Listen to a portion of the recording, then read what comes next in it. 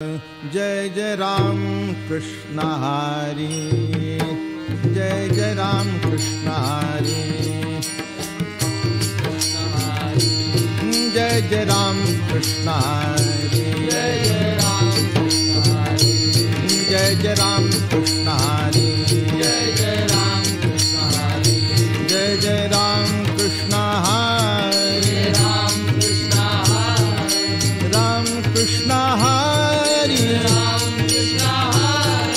राम हरि पादा पाणी गुरु सरोनिया ज्ञानदेव म्हणे ज्योतीची निज होती तिही उभी मूर्ती विठेवरी पाहणे श्री हरी पाहिला डोळे वरी पादा पाणी गुरु सरोनिया महायोग पीठे तटे भीमरत्यांबरम कुंडलिकाय रातु मुनिंद्रे समागत्य कृष्णं क्रमानंद कंदम परब्रह्मलिंगम भजे पांडुरंगम समचरण सरोजम सांद्रणीलांबुराभम जगननिहित पाणी मंडलम मंडलानां तरुण तुलसीमाला कंदरम कंजनेत्रम सदैवरहासं विठ्ठलं चिंतयामि ओ नमो ज्ञानेश्वरा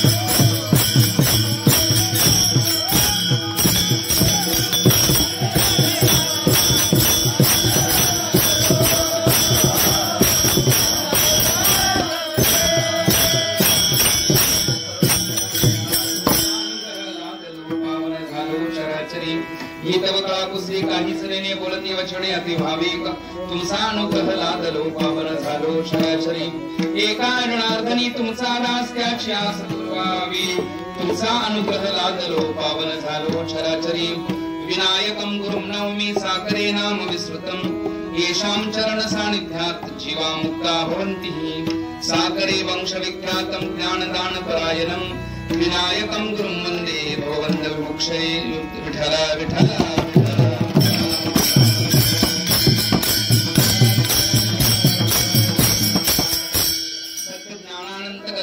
प्रावरण नाही रूपवर्ण गुण देते प्रस्तुत कीर्तन सेवकृत घेतला अभंग संत श्रेष्ठ संत श्रवणी महावैष्णव संत ज्ञानोबरायांचा आहे 3 चरणाचा आहे आणि आजच्या अभंगाचं चिंतन करावं अशी या प्रकारची अपेक्षा आहे आणि ती सार्थ आहे कारण ज्या ठिकाणी आपण कीर्तन करणार ते ठिकाण म्हणजे सोपं आणि साधं अजिबातच नाही म्हणजे आपल्या समजण्याच्या दृष्टीने म्हणतोय कारण बापू महाराज तळाशीकर आदराचं नाव त्यांच्या समाधी समोर कीर्तनाचा योग माझं परम भाग्य आहे त्यामुळे मी उत्साही पण आहे आणि नर्वस पण आहे कीर्तन करण्यामध्ये उत्साही पण आहे पण नर्वस पण आहे कारण महान संतांच्या समोर आपली योग्यता नसतानाही उद्धव महाराजांनी आमच्यावर ही जबाबदारी सोपवली राम महाराजांनी जबाबदारी सोपवली आणि ते त्यांचा आमच्यावर असणारा प्रेम स्नेह असेल आणि तो आशीर्वाद असेल त्या महाराजांच्याकडून आम्हाला मिळावा या दृष्टीने आजची ही कीर्तन सेवा विठ्ठल विठ्ठल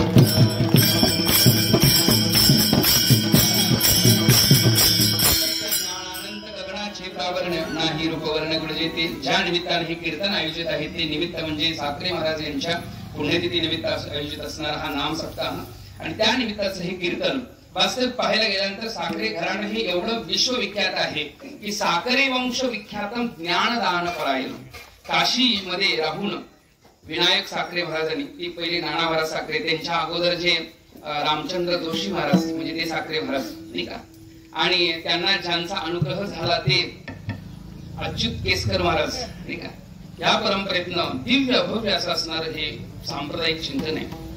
त्यागाशिवाय कुठली जमीन तयार होत नाही. वारकरी संप्रदायाची जमीन तयार होण्याकरता जमिनीवर पाया रचला गेला, पण जमीन तयार होण्याकरता माईबापांनी त्याग करावा लागला ज्ञानोबांच्या. विठ्ठलबंध आणि रुक्मिणीच्या त्यागाची जमीन आहे, त्या जमिनीवर ज्ञानोबांनी पाया रचला. ज्ञानदेवी रचला पाया. तसे या ठिकाणी 21 लाखाचं दान नाही का रामचंद्र जोशी महाराजांनी, त्यांच्या परंपरेतल्या मूळ पुरुषांनी, साखरे महाराजांच्या मूळ पुरुषांनी त्यावेळेचे 21 लाख म्हणजे 200 वर्षापूर्वी, 200-300 वर्षापूर्वीचे 21 लाख म्हणजे आताचे किती असेल समजून जावा. एवढ्यावर पाणी सोडलं. आणि हे पाणी सोडायचं कारण काय तर वैराग्य, एखाद्या संतांच्या विचारांवर प्रभावित होणं, आणि तो प्रभावित होऊन त्यांच्या चरणाशी लीन होण्याचा जो भाव आहे, ती त्यागाची जमीन आहे. त्या जमिनीवर हे साखरी संप्रदायाची इमारत उभा आहे. विठाला विठाला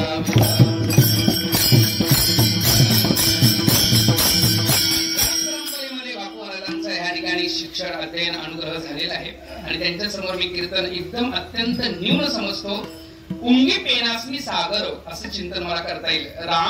रघुवंशामध्ये कालिदासजींनी ज्या प्रकारे वर्णन केलेलं आहे, सूर्य प्रभो वंश पचाल्प विषयामती पितृष दुष्टरूप मोहात उंगी पेनासनी सागर. कुठं महान सूर्यापासून निर्माण झालेला वंश, कुठं अल्पमती, तसं कुठं हे महान असं साखरे संप्रदायाचं घराणं आणि त्या परंपरेशी संबंधित असणारी तळेश्वर बापूंचं घराणं, आणि कुठं मी सामान्य माणूस. माऊलीच्या भाषेत सांगायचं म्हटलं तर का टिटूभू चाचुवरी मापसुये सागरी मी नेन तू त्या परी प्रवृत्तेत. त्याच प्रकारचं चिंतन आज माझं आहे. परम भारावलेलो आणि भाग्याने युक्त असणारा मी आज स्वतःला मानतोय. आणि हेच माझं असं चिंतन मला त्यांच्याकडनं करून घ्यावं, हीच एक मी त्यांच्या समोर प्रार्थना करतो. विठाला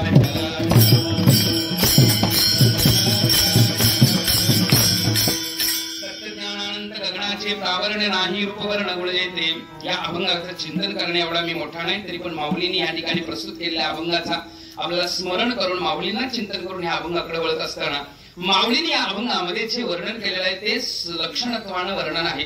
लक्षण केलेलं आहे ज्या सत्यस्वरूप ब्रह्माचं, परमात्म्याचं लक्षण केलं आहे. परमात्म्याचं लक्षण केल्यानंतर त्या लक्षणाने युक्त असणाऱ्या परमात्म्याला मी बघितलं म्हणतात. आणि बघणं हे ज्या प्रकारचं असायला पाहिजे त्या प्रकारचं त्यांचं लक्षण नाहीये. त्यामुळे हा विरोधाभासात्मक चिंतन होऊ शकतं. कारण ज्या ठिकाणी अव्यक्त निराकार रूप असतं त्या ठिकाणी बघणं होत नाही. तरीही माऊली या ठिकाणी म्हणतात, पाहतो मी श्रीहरी पाहिला डोळेवरी नाही का, त्याला मी बघितलं. पाहता पहाणे तुरी सारोनिया. पण कसं बघितलं हे साधन सुद्धा या अभंगात सांगतात.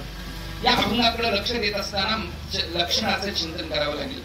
लक्षण केलं जातं. ब्रह्म्याचं लक्षण आपण का करतो? कारण ब्रह्मस्वरूपतेचं लक्षण करत असताना ते लक्षण याच्याकरता केलं जातं, त्याचा परिष्कार एवढ्याकरता केला जातो, शब्दांची व्याप्ती एवढ्याकरता मांडली जाते, कारण ते अन्यांपासून व्यावर्तन करून अन्यांच्या द्वारा व्यावर्तित झालेल्या स्वरूपाचं चिंतन व्हावं म्हणून.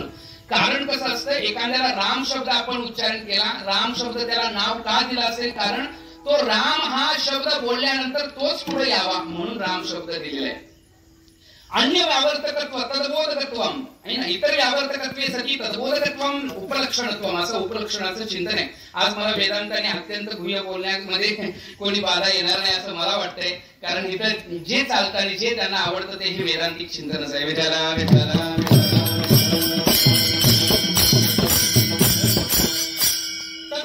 इतर व्यावर्तकत्वे सती तद्बोधकत्वम याचा अर्थ अन्यांपासून व्यावृत्त करणं आणि त्याचा बोध करणं हेच लक्षणत्वाचं चिंतन आहे. असाधारण धर्म लक्षणम. लक्षणाचं लक्षण काय असेल तर असाधारण धर्म प्रतिपादित करणं हे लक्षणाचं लक्षण आहे. म्हणजे लक्षण का केलं जातं, लक्षण कशाकरता केलं जातं, लक्षण कशाने केलं जातं. लक्षण शब्दाद्वारा केलं जातं, वर्णन लक्षण शब्दाद्वारा केलं जातं. त्यात पण दोष असू शकतात. एखाद्याचं लक्षण केलं गोष एक शपत्वम नाही का, तर ते असंभव नावाचा दोष एखाद्याकडे येऊ शकतो. ज्याचं लक्षण करावं त्यात 3 प्रकारच्या दोषांची चिंतनता आपल्याला बघू शकतो आपण. एक अतिव्याप्ती, अव्याप्ती आणि असंभव नावाचा दोष. तसं सत्य असं भगवंताचं वर्णन केलं, केवळ सत्य या शब्दाने त्या परमात्म्याला जर प्रतिपादित केलं, बोललो, तर त्या सत्य शब्दामध्ये सुद्धा काय आहे, अतिव्याप्ती नावाचा दोष येऊ शकतो. कारण नैयायिकांनी जो सत्ता शब्द प्रतिपादित केलेला आहे, सत्यचा अर्थ यथार्थ चिंतन असेल आणि सत्याचा अर्थ सत्ता असेल तर दोन्ही रूपामध्ये यथार्थ किंवा सत्ता रूपामध्ये सत्याचं चिंतन करायला घेतलं तर अतिव्याप्ती नावाचा दोष लागतो. म्हणजे तदबोध कसं असतं, अतिव्याप्तीची लक्षण काय?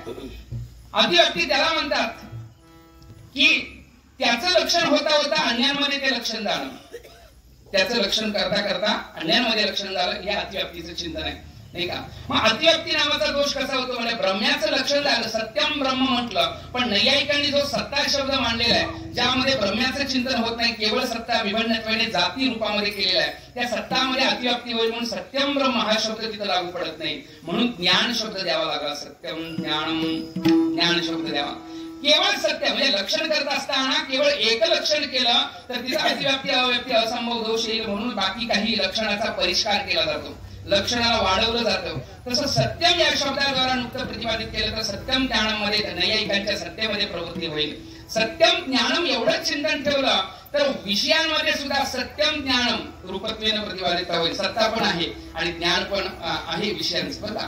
पण तिथं आनंद नावाची गोष्ट भासिक आहे, तेव्हा आनंद शब्दाची प्रतिपादना तिथं होत नाही. सत्यम ज्ञानम अनंतम आणि आनंद आणि अनंत अशी व्यापारता केलेली आहे. ब्रह्म्याचं लक्षण स्वरूपत्वानं करता येतं आणि तटस्थत्वानं करता येतं, दोन प्रकारचं लक्षण आहे.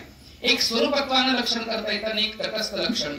स्वरूप लक्षण त्याला म्हणतात ज्याच्यामध्ये बदल होत नाही ते स्वरूप लक्षण. लक्षण केलं, ज्याची व्याख्या केली, आपल्या मराठी भाषेमध्ये त्याचं नाव व्याख्या समजू आपण. लक्षण केलं, व्याख्या केली आणि त्या व्याख्यामध्ये परिणाम होऊ शकतो. जसं उद्धव महाराजांचं घर कोणतं, एखादा जर व्यक्ती आला आणि आम्ही रस्त्यानं जायला निघालो, गाडीतून जात असताना अचानक लक्ष दिलं, म्हटलं की उद्धव महाराजांचं घर कोणतं असं त्या माणसानं विचारलं. मी म्हटलं ते बघा कावळावर बसलाय, ते उद्धव महाराजांचं घर आहे, कावळा बसलाय ते घर आहे असं म्हटल्यानंतर पुन्हा गेलो आणि दुसऱ्या दिवशी तो माणूस एकटा आला. आता तो फक्त कावळा शोधू लागला. लक्षात आलं का तुम्हाला? कावळा शोधू लागला. आता कावळा बसलाय तेच लक्षणानं घर होईल का हो महाराज? नाही नाही, त्यात बदल झाला. काय बदल झाला? कावळा बसलेलंच घर त्यांचा असा शब्द फक्त तात्पुरता होता, कायमस्वरूपीचा नव्हता. मग कायमस्वरूपीचं जे लक्षण असतं त्यालाच स्वरूप लक्षण म्हणू शकतो आपण. तटस्थ लक्षण म्हणजे तात्पुरतं केलेलं लक्षण असतं. विठ्ठल विठ्ठल. परमात्म्याचं लक्षण कायमस्वरूपीच सत्य हा शब्द आहे, सत्य शब्द लक्षणत्वेने चिंतन आहे, नाही का? आणि म्हणून ह्या ठिकाणी माऊली परमात्म्याचं स्वरूप लक्षण करत असताना सत्यम ज्ञानम अनंतम, सत्यम ज्ञानानंत, सत्य ज्ञानानंत गगनाचे प्रावरण, काही चिंतन असं होतं. सत्य आणि सत यामध्ये काय भेदता प्रतिपादित होऊ शकते का? सत म्हणावं कोणाला आणि सत्य म्हणावं कोणाला? सत्य आणि सतामध्ये फरक काय आहे का? तर सत्य शब्द लक्षण करताना आपण शब्दांचं नियोजन परमात्म्या संबंधांना पूर्णरित्या देता येत नाही, सापेक्षत्वानं लक्षण केली जाऊ शकतात. का सापेक्षत्वानं केली जातात? कारण ब्रह्म हे अनुभूत स्वरूप आहे, हे अनुभवाची जोगे नोहे बोलायचे, या अनुभवण्यासारखं असल्यामुळं, अनुभव रूप असल्यामुळं, अनुभवण्यासारखं असल्यामुळं, अनुभव रूप असल्यामुळं त्याचं लक्षणांद्वारा शब्दाद्वारा व्याप्ती, त्याची दिव्यता होत नाही, त्याची व्याप्ती होत नाही. शब्द तिथं काम करू शकत नाही, शाब्दिकाचे काम नाही येते किंवा श्रुती सांगते येतो वाचे निवर्तन त्या प्राप्य मनसासह. ज्या ठिकाणी श्रुती पोचत नाही, ज्या ठिकाणी मन पोचत नाही, ज्या ठिकाणी वाणी पोचत नाही, येतो वाचे निवर्तन त्या प्राप्य मनसासह. न तत्र चक्षुर्गच्छति न वाग्गच्छति न मनो न विदुमो न विजानीमो असं श्रुती वाक्य ज्या ठिकाणी प्रतिपादित केलं जातं. श्रुती स्वतः सांगते की तिथं जाण्याकरता तिथं शब्दाच्या पलीकडचा विषय आहे. विषयच बोलायचं म्हटलं तर तुकोबांच्या भाषेत मन वाचातीत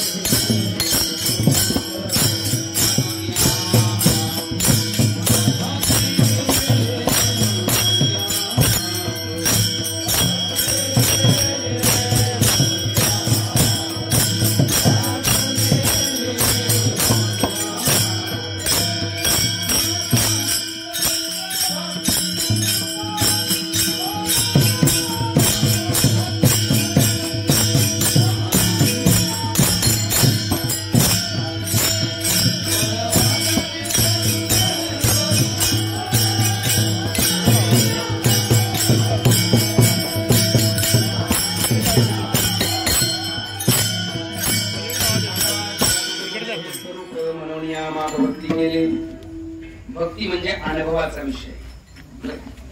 भक्तीमध्ये बोलणं नाही,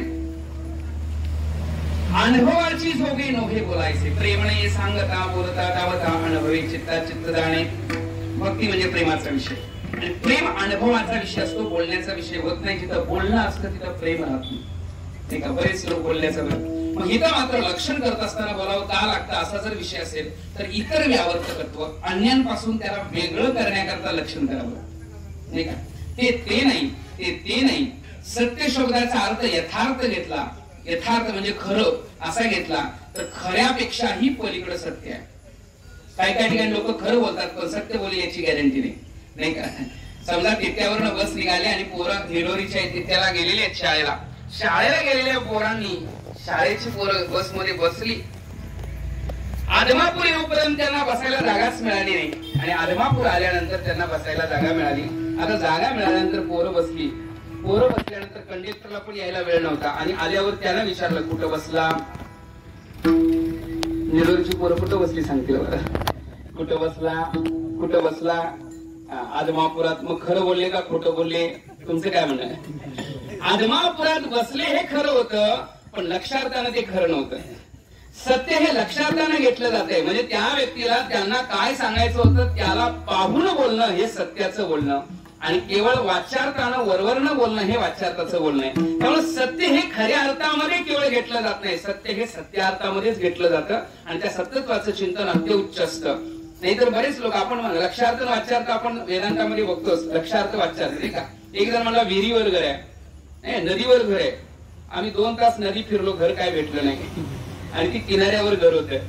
त्याला म्हणलं अरे घर नदीवर शोधायला लागलो. म्हटलं तुम्ही म्हटलेलं नदीवर आहे आणि किनाऱ्यावर कसं काय. तो म्हटला घर किनाऱ्यावरच असतं, म्हणायचं असतं नदीवर आहे, मळीवर आहे नाही का. एक जण म्हणला पुण्यावरनं आलो. मग सहज म्हटलं होतं पुण्यावरून. त्याचं म्हणणं बरोबर होतं, बाकी सगळे सहज समजणार. पुण्यावरनं आला ठीक आहे, पुण्यातनं आला. पण एक जण वाच्यार्थानच फक्त घेतला. म्हणला काय विमानानं आला का काय. पुण्यावरनं आला याचा अर्थ वर्ण येणं म्हणजे काय झाला वाच्यार्थ, पण पुण्यामधनं येणं हा झाला लक्षार्थ. विठरा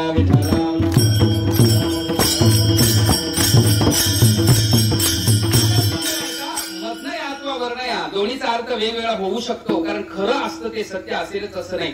सत्य असतं ते त्रिकालाबाधित सत्य असतं. तिन्ही काळाचा बाध ज्या ठिकाणी होऊ शकत नाही असं सत्याचं चिंतन आहे. इतर व्यावर्तकत्व. कारण परमात्म्याचं ब्रह्म्याचं लक्षण शब्दाद्वारा करता येत नाही, वाणीद्वारा करता येत नाही. शब्द मागं फिरतात. श्रुती सुद्धा म्हणते नेती मी फक्त अन्यांचं व्यावर्तन केलं. हे नाही ते नाही शिल्लक राहिले ते पूर्णम एव अवशिष्यते. शिल्लक राहते ते तुमचं तुम्ही अनुभवा. कारण स्वसंवेद्या रूपात आहे ते. स्वतः अनुभवण्याचा विषय असल्यामुळं ते दुसऱ्याद्वारा प्रतिपादित करता येत नाही, बोलता येत नाही. त्यामुळं लक्षण हा शब्दांचा विषय होत नाही. मग लक्षणाला कशाची गरज असते तर आवरण जे आपल्यावरती आलेलं त्या आवरणाच्या निवृत्ती करता लक्षणाची गरज असते. आवरण जे आहे मळ विक्षेप नावाचा दोष असेल नाही का. बऱ्याच प्रकारचे आवरण आहेत. मग तिथं अधिकार संपन्न व्हावं लागेल आणि अधिकारता येण्याकरता मळ दोष निवृत्त आणि विक्षेप दोष निवृत्त केल्यानंतर आवरण नावाचा दोष पण आहे तो निवृत्त होण्याकरता त्या ठिकाणी सद्गुरूच्या शब्दांची गरज पडते. मग संतांचा बोध होतो आणि बोध झाल्यानंतर यथार्थ अपरोक्ष अनुभूती येण्याकरता सुद्धा दृढ अपरोक्ष ज्ञान प्राप्त होण्याकरता तिथं सुद्धा गुरु सुद्धा उपयोग येत नाही. एक ठिकाणचं चिंतन सांगतो. विचारसागर आपण सगळेच अनुभवता वाचता. त्याच्यामध्ये एक चिंतन आलेलं आहे. काय आलेलं आहे तर अपरोक्ष ज्ञानाचं साधन नाही का. परोक्ष ज्ञानाचं साधन श्रवणाधिक आहेत का नाही का. परोक्ष ज्ञानाचं साधन काय सांगितलं श्रवणाधिक. अपरोक्ष ज्ञान होऊन सुद्धा दोष शिल्लक राहतात. अपरोक्ष ज्ञान जरी झालं तरी दोष शिल्लक राहतात. मग त्याच्याकरता कशाची गरज आहे तर मननाधिकांची. नाही कळलं तर बघा दशमस्तोमसी या उदाहरणामध्ये नदी पार करून गेलेला पलीकडे जो आहे व्यक्ती त्यानं 10 लोक पलीकडे गेले. त्यातला एक त्यांच्यात चर्चा चालू झाली. काय चालू झाली सगळ्यांना माहिती आहे. 10वा कुठं आहे. सगळे मोजायला लागले. 1 2 3 4 असे 10 पर्यंत मोजले. स्वतःला न मोजल्यामुळं 10 लोक पलीकडे आलते. स्वतःला न मोजल्यामुळं त्यांचे नवस व्हायला लागले. शेवटी सगळ्यांनी निर्णय केला एक मेला वाटतं, वाहून गेला वाटतं. नाही कळालं का. यांच्यात चर्चा चालू. दुःख व्हायला लागलं, त्रास व्हायला लागला आणि शेजारून एक जाणाऱ्या वाटसरूने विचारलं काय झालं बाबा. म्हटले 10वा गेला आमचा बुडाला. 10वा कोण आहे म्हटले मोजून बघा. त्यांनी मोजायला लागले. त्यांच्या लक्षात शेजारच्या आलं की हे मोजताना आपल्याला मोजत नाही, पुढल्याला न मोजतोय, बाकीच्यांना मोजतोय. त्यामुळं त्याला सांगितलं दशम स्वमसी, दशम स्वमसी म्हणजे गुरुनं वाक्याचा बोध केला, पण तिथं सुद्धा बोध करून सुद्धा अपरोक्ष अनुभूती नाही, अजून दुःख आहे तसं आहे. बघा, दशम स्वमसी शब्द बोलल्यानंतर सुद्धा दुःख आहे. जेव्हा त्याला म्हणावं लागलं मोज, आणि मोजत असताना मोजायला सुरुवात केली, 1 2 3 असे 10 मोजले, मग 9 मोजल्यानंतर 10व्या वेळी तो म्हणला 10वा तू आहेस. म्हणजे मोजणं हेच मनन निधी जास्त नाही, तत्व पदार्थ संशोधन आहे. विधाला भेटला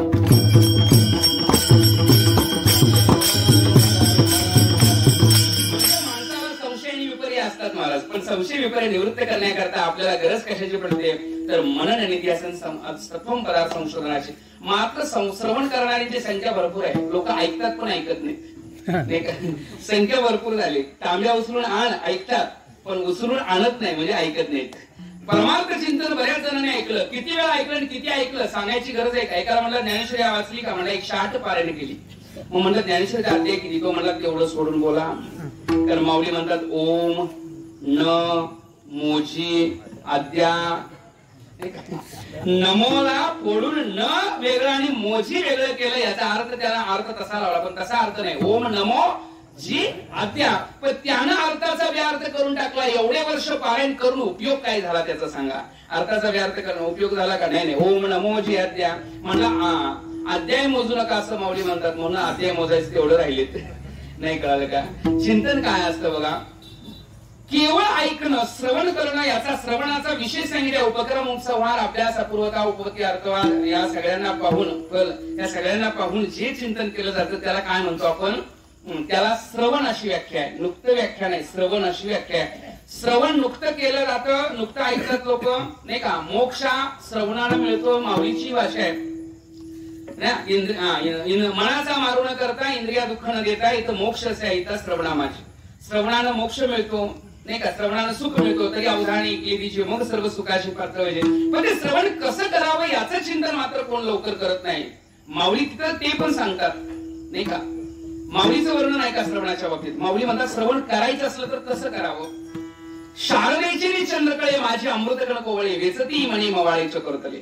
शरद ऋतूच्या चांदण्या पडल्यानंतर चकोर पक्षी ते सेवन करत असतो. पण माऊली इथं भाषा जी वापरतात ते चकोर पक्षा संबंधाची नाही, तर त्याच्या पिला संबंधाची. चकोर पक्षी सेवन करतो पण त्याच्यात आसक्ती आहे. माऊलीने चकोर तले हा शब्द वापरलाय. चकोर असा शब्द केवळ वापरलेला नाही. चकोर तले किती साहित्यिक भाषा आणि उत्कट चिंतन आहे बघा, सूक्ष्म चिंतन आहे बघा.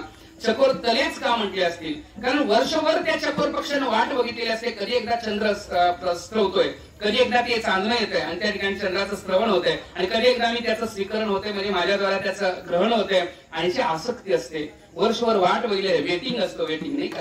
आणि वेटिंग असल्यानंतर आसक्ती असते मनात. आसक्ती असल्यामुळे ते मिळाल्यानंतर धांदल असते. धांदल एवढे करता असते कारण पुन्हा मिळेल याची गॅरंटी नाही वर्षभर. कारण दिवस एक ठरलाय, 1 दिवसापुरतं मिळणार आहे, पुन्हा मिळेल याची गॅरंटी नाही. म्हणून धांदल असते, गडबड असते. बघा चिंतन, आसक्ती आहे, गडबड आहे, आणि त्या ठिकाणी खाताना त्या खाण्याकडे लक्ष नाही. ह्या दोन्ही गोष्टींकडे लक्ष आहे. त्याला स्वर्गातलं चिंतन करावे लागेल. स्वर्गामध्ये पण अतिशय नावाचं दुःख आहे.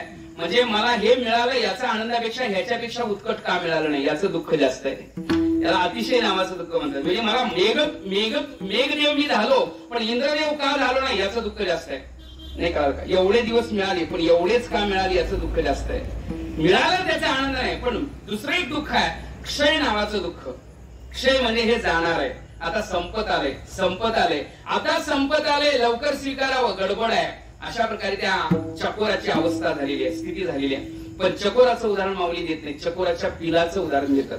पिलाचं उदाहरण एवढ्या करता कारण ते स्रवत असताना पिलाला नुकताच जन्म झाल्यामुळे पिलाला कुठं माहितीये मला काहीतरी चांगलं मिळणार, त्यामुळे आसक्ती नाही. मिळाल्या आनंदानं ते खायला लागतं, आनंदानं त्याचा स्वीकार करायला लागतं. एवढं आनंदानं खातं की त्याला गडबड पण नसते. स्थिर शांततेनं मने मवाळे असा माऊलीने त्या चकोराच्या पिला करता शब्द वापरलेला आहे.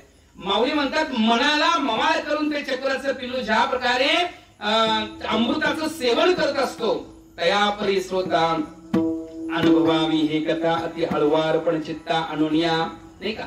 शारदेचे चंद्रकळे माझे अमृतगण कोवळे वेचती म्हणे मवाळे चकोरतने. मग तयापरी स्वतः याचा अर्थ अंतकरणामध्ये कुठल्याही प्रकारचा दोष न ठेवता जेव्हा श्रवण होतं त्या प्रकारचं ते श्रवण अनुभवावी का ऐकावी हा पहिला प्रश्न आहे. अनुभवावी कथा का ऐकावी कथा, तुमचं काय म्हणणार? इथं ऐकणं हा शब्द नाही, अनुभवणं. कारण हे ब्रह्म स्वरूप ब्रह्म ज्ञान आहे ना. कीर्तनामध्ये सुद्धा हा आनंद तुम्हाला येतो नाही का. कीर्तनामधला आनंद ब्रह्मरूप ब्रह्मीभूत काया होतच आहे कीर्तनी. कीर्तनामध्येच काया ब्रह्मरूप होते. नाचताना कुठलंही देहभान हरपला पाहिजे. देहभाव हरपला तुझं पाहता विठ्ठला नाही. घरातलं टेन्शन इकडलं टेन्शन तिकडलं टेन्शन, हे विचार ते विचार ते विचार डोक्यात येत असतील आणि जर भगवंताचं चिंतन करत असेल तर मन लागेल का, एकाग्र होईल का? पण मनानं करण्याचा अर्थ बेधुंद होऊन ना कुठलं ध्यान आहे ना कुठलं नावाचं, फक्त एकमेव एक परमात्माचं चिंतन. मग देहभाव हरपतो. देहभाव हरपला तुझं पाहता विठ्ठला. मनोभाव संपतो. आता कोठे धावे मन तुमचे चरण देखील या नाही का. आणि जीव भाव पण तिथंच संपलेला असतो. तुका म्हणे जीव भाव देवापायी ठेवून या का हे नमागती. तिन्ही भावांची निवृत्ती म्हणजे सूक्ष्म स्थूल आणि कारण शरीराचा लय. मग तिथं केवळ जे अहमपणाचं जे असतं ना भाव, अहमपणा म्हणजे अहम ज्ञानम अनुभव. आम्ही ज्ञानावस्थेमध्ये असं असतं की मी ज्ञान जाणतो या प्रकारचा यत्किंचित अहंकार असतो. अहम ब्रह्म अस्मी यामध्ये सुद्धा अजून पूर्णता नाही. अहम ब्रह्म अस्मी मध्ये सुद्धा मी अजून पूर्ण झालोय असा भाव म्हणता येत नाही. कारण तिथं अहमपणा अजून शिल्लक आहे ना. स्थूल महाकारण शरीर म्हणजे त्या ठिकाणी जो अहमपणा आहे त्याला तुर्यक अवस्था म्हणू शकते. त्याच्या पलीकडे उन्मणी अवस्थामध्ये फक्त एकमेव एक काय असतं तर आनंदाचे डोही आनंद.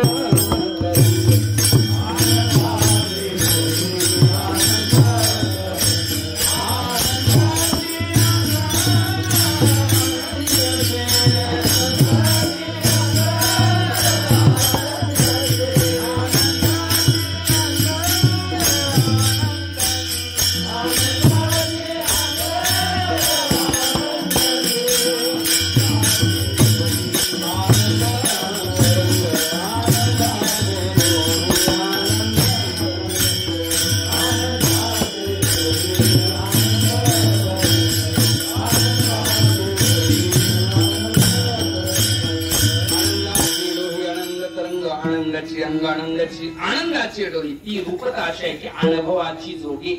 व्याली कुमारीचा अनुभव आहे. अनुभव सांगता ते भाव येत नाही. गौरांची प्रमाण पण अशी आहे परफेक्ट बसतात बरं का. त्यामुळं आपल्याला बाकी कुठं पळायची गरज नाही. त्यामध्ये एवढं भरलंय. आनंदाची डोही आनंद तरंग. व्याली कुमारीचा अनुभव आहे. अनुभव एखाद्या स्त्री बाळंतपणाला आले माहेरी आणि आल्यानंतर आईला म्हणायला लागल्या दिवसभरल्या, आई माझ्या पोटात दुखायला लागलं तर मला उठव. अशीच म्हणते का? माझ्या पोटात दुखायला लागल्या मला उठव. आई म्हणली अगं तुला मी उठवायची गरज नाही, तूच गावाला उठवशील पोटात दुखायला लागल्यानंतर. याचा अर्थ अनुभवे अनुभव सांगता ते भाव येत नाही. तुकोबांचं प्रमाण आहे व्याली कुमारीचा अनुभवे अनुभव बोलता येत नाही म्हणजे. तसं ते स्वरूप आहे. अनुभवाची जोगे नोहे बोलायचे. अनुभवाचा आहे, अनुभव रूप आहे आणि अनुभवामध्ये कुठल्याही प्रकारचा भेदता येत नाही. ते सांगता येत नाही, बोलता येत नाही, लावता येत नाही. भक्त आणि संतांमध्ये यत्किंचित फरक करावासा वाटतो. तो फरक एवढाच आहे, भक्त परमात्म्याचा आनंद आपण अनुभवतो. हा आनंद अनुभवतो हा भक्ताचं चिंतन आहे. पण तो आनंद जो मला मिळालाय तो जगाला मिळावा असं ज्याला वाटतं त्याचं नाव संत. विठ्ठल विठ्ठल.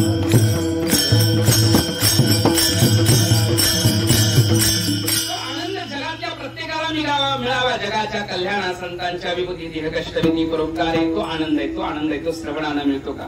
तर श्रवणानं मिळतो. तो आनंद सत्यरूप आहे. लक्षार्थानं मिळतो का वाच्यार्थानं मिळतो? तर लक्षत्वेनं त्याचं चिंतन आहे. वाच्यार्थानं बोललं जातं, वाणीद्वारा बोललं जातं. बोलणं वाचा हे एक प्रकारचं काय आहे? सत्य. सत्याचं प्रतिपादन केलं जातं. ते प्रतिपादन का केलं जातं? कारण जगाला कळावं म्हणून, नाहीतर सत्याच्या अनुभवाशिवाय दुसरा पर्याय नाही. सत्याचं प्रतिपादन का केलं जातं? सत्य बोललं का जातं? सत्याचं चिंतन का केलं जातं? वास्तविक सत्य म्हणजे काय नाही का?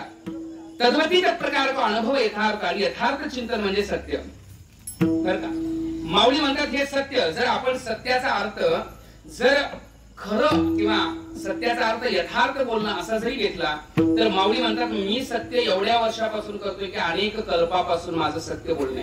माझी या सत्यवादाची तप वाचा केली बहुत कल्प. आम्ही अजातवाद बघितला, परिणामवाद बघितला, विवर्तवाद बघितला, बरेच वाद बघितले. पण माऊली म्हणतात माझ्याकडे जो वाद आहे तो सत्यवाद आहे. नाही का. माझ्या सत्यवादाचे तप वाचा केली बहुत कल्प. एवढ्या म्हणून माऊलीच्या भाषेमध्ये एवढी रसाळता का, एवढी विवेकता का, एवढं ज्ञान संपन्नता का? कारण त्यांची सत्यता ही अनंत काळातली, अनंत आत्ताची नाही. माझ्या सत्यवादाची तप वाचा केली बहुत कल्प.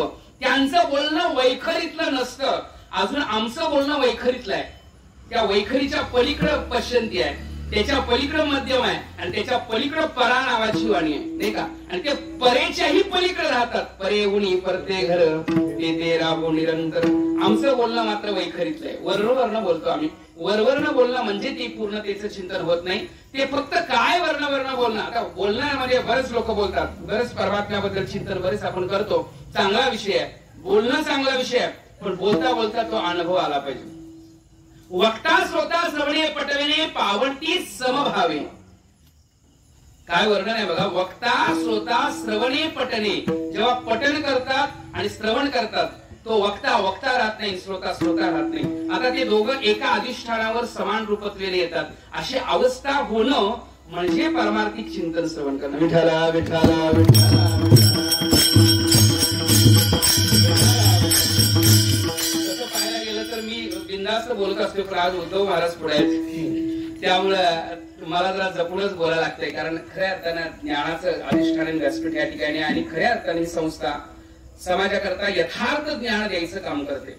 ज्या माणसाला असे गुरु भेटतात ना, तो फार मोठा भाग्यवान आहे. नाहीतर एक म्हणते गुरु गुरु भवता वारू शिष्यांचा, नाही का. माऊली तर त्यांना म्हणतात स्तुतरू म्हणून बाबुळा सेविली करी. हार नेयाचाची दुतला हातर घातला आणि करा का वस्तू म्हणून गारावीची जे. गारांना जर हिरा समजलं तर काय ती गारा हिराचं योग्यता देईल काय. सुरतरूला बाबळाला सुरतरा समजलं, सुरतरू म्हणजे देवतरू म्हणजेच कल्पवृक्ष. बाबळीला कल्पवृक्ष समजलं तर ती फळ काय कल्पतरूचं देईल काय. आपण समजण्यावर नसतं. वास्तविक यथार्थ जे असतं ते यथार्थाला सत्य म्हणतात, आणि सत्याचं ज्ञान करू देणाऱ्यालाच गुरु म्हणतात. नाथबाबांचं एक प्रमाण आहे. मंत्रतंत्र उपदेशती घरोघरी गुरु आयती परी मेळवी सद्वस्तु ते श्रीकृष्ण त्या ते सद्गुरुवाणी.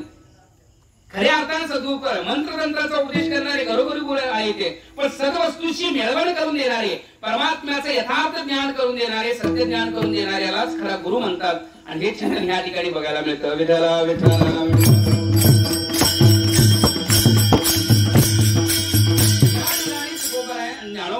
ज्या प्रकारचं वर्णन करतात सत्य रूपत्वेने त्या परमात्म्याचं चिंतन आहे. सत्य अर्थामध्ये घ्या आणि सद अर्थामध्ये घेतला तरी ते कालाबाध्यत्व सत्यत्व अशी ही व्याख्या केलेली आहे. सत्याची व्याख्या सत्ता अर्थामध्ये पण करता येईल आणि यथार्थ अर्थामध्ये करता येईल.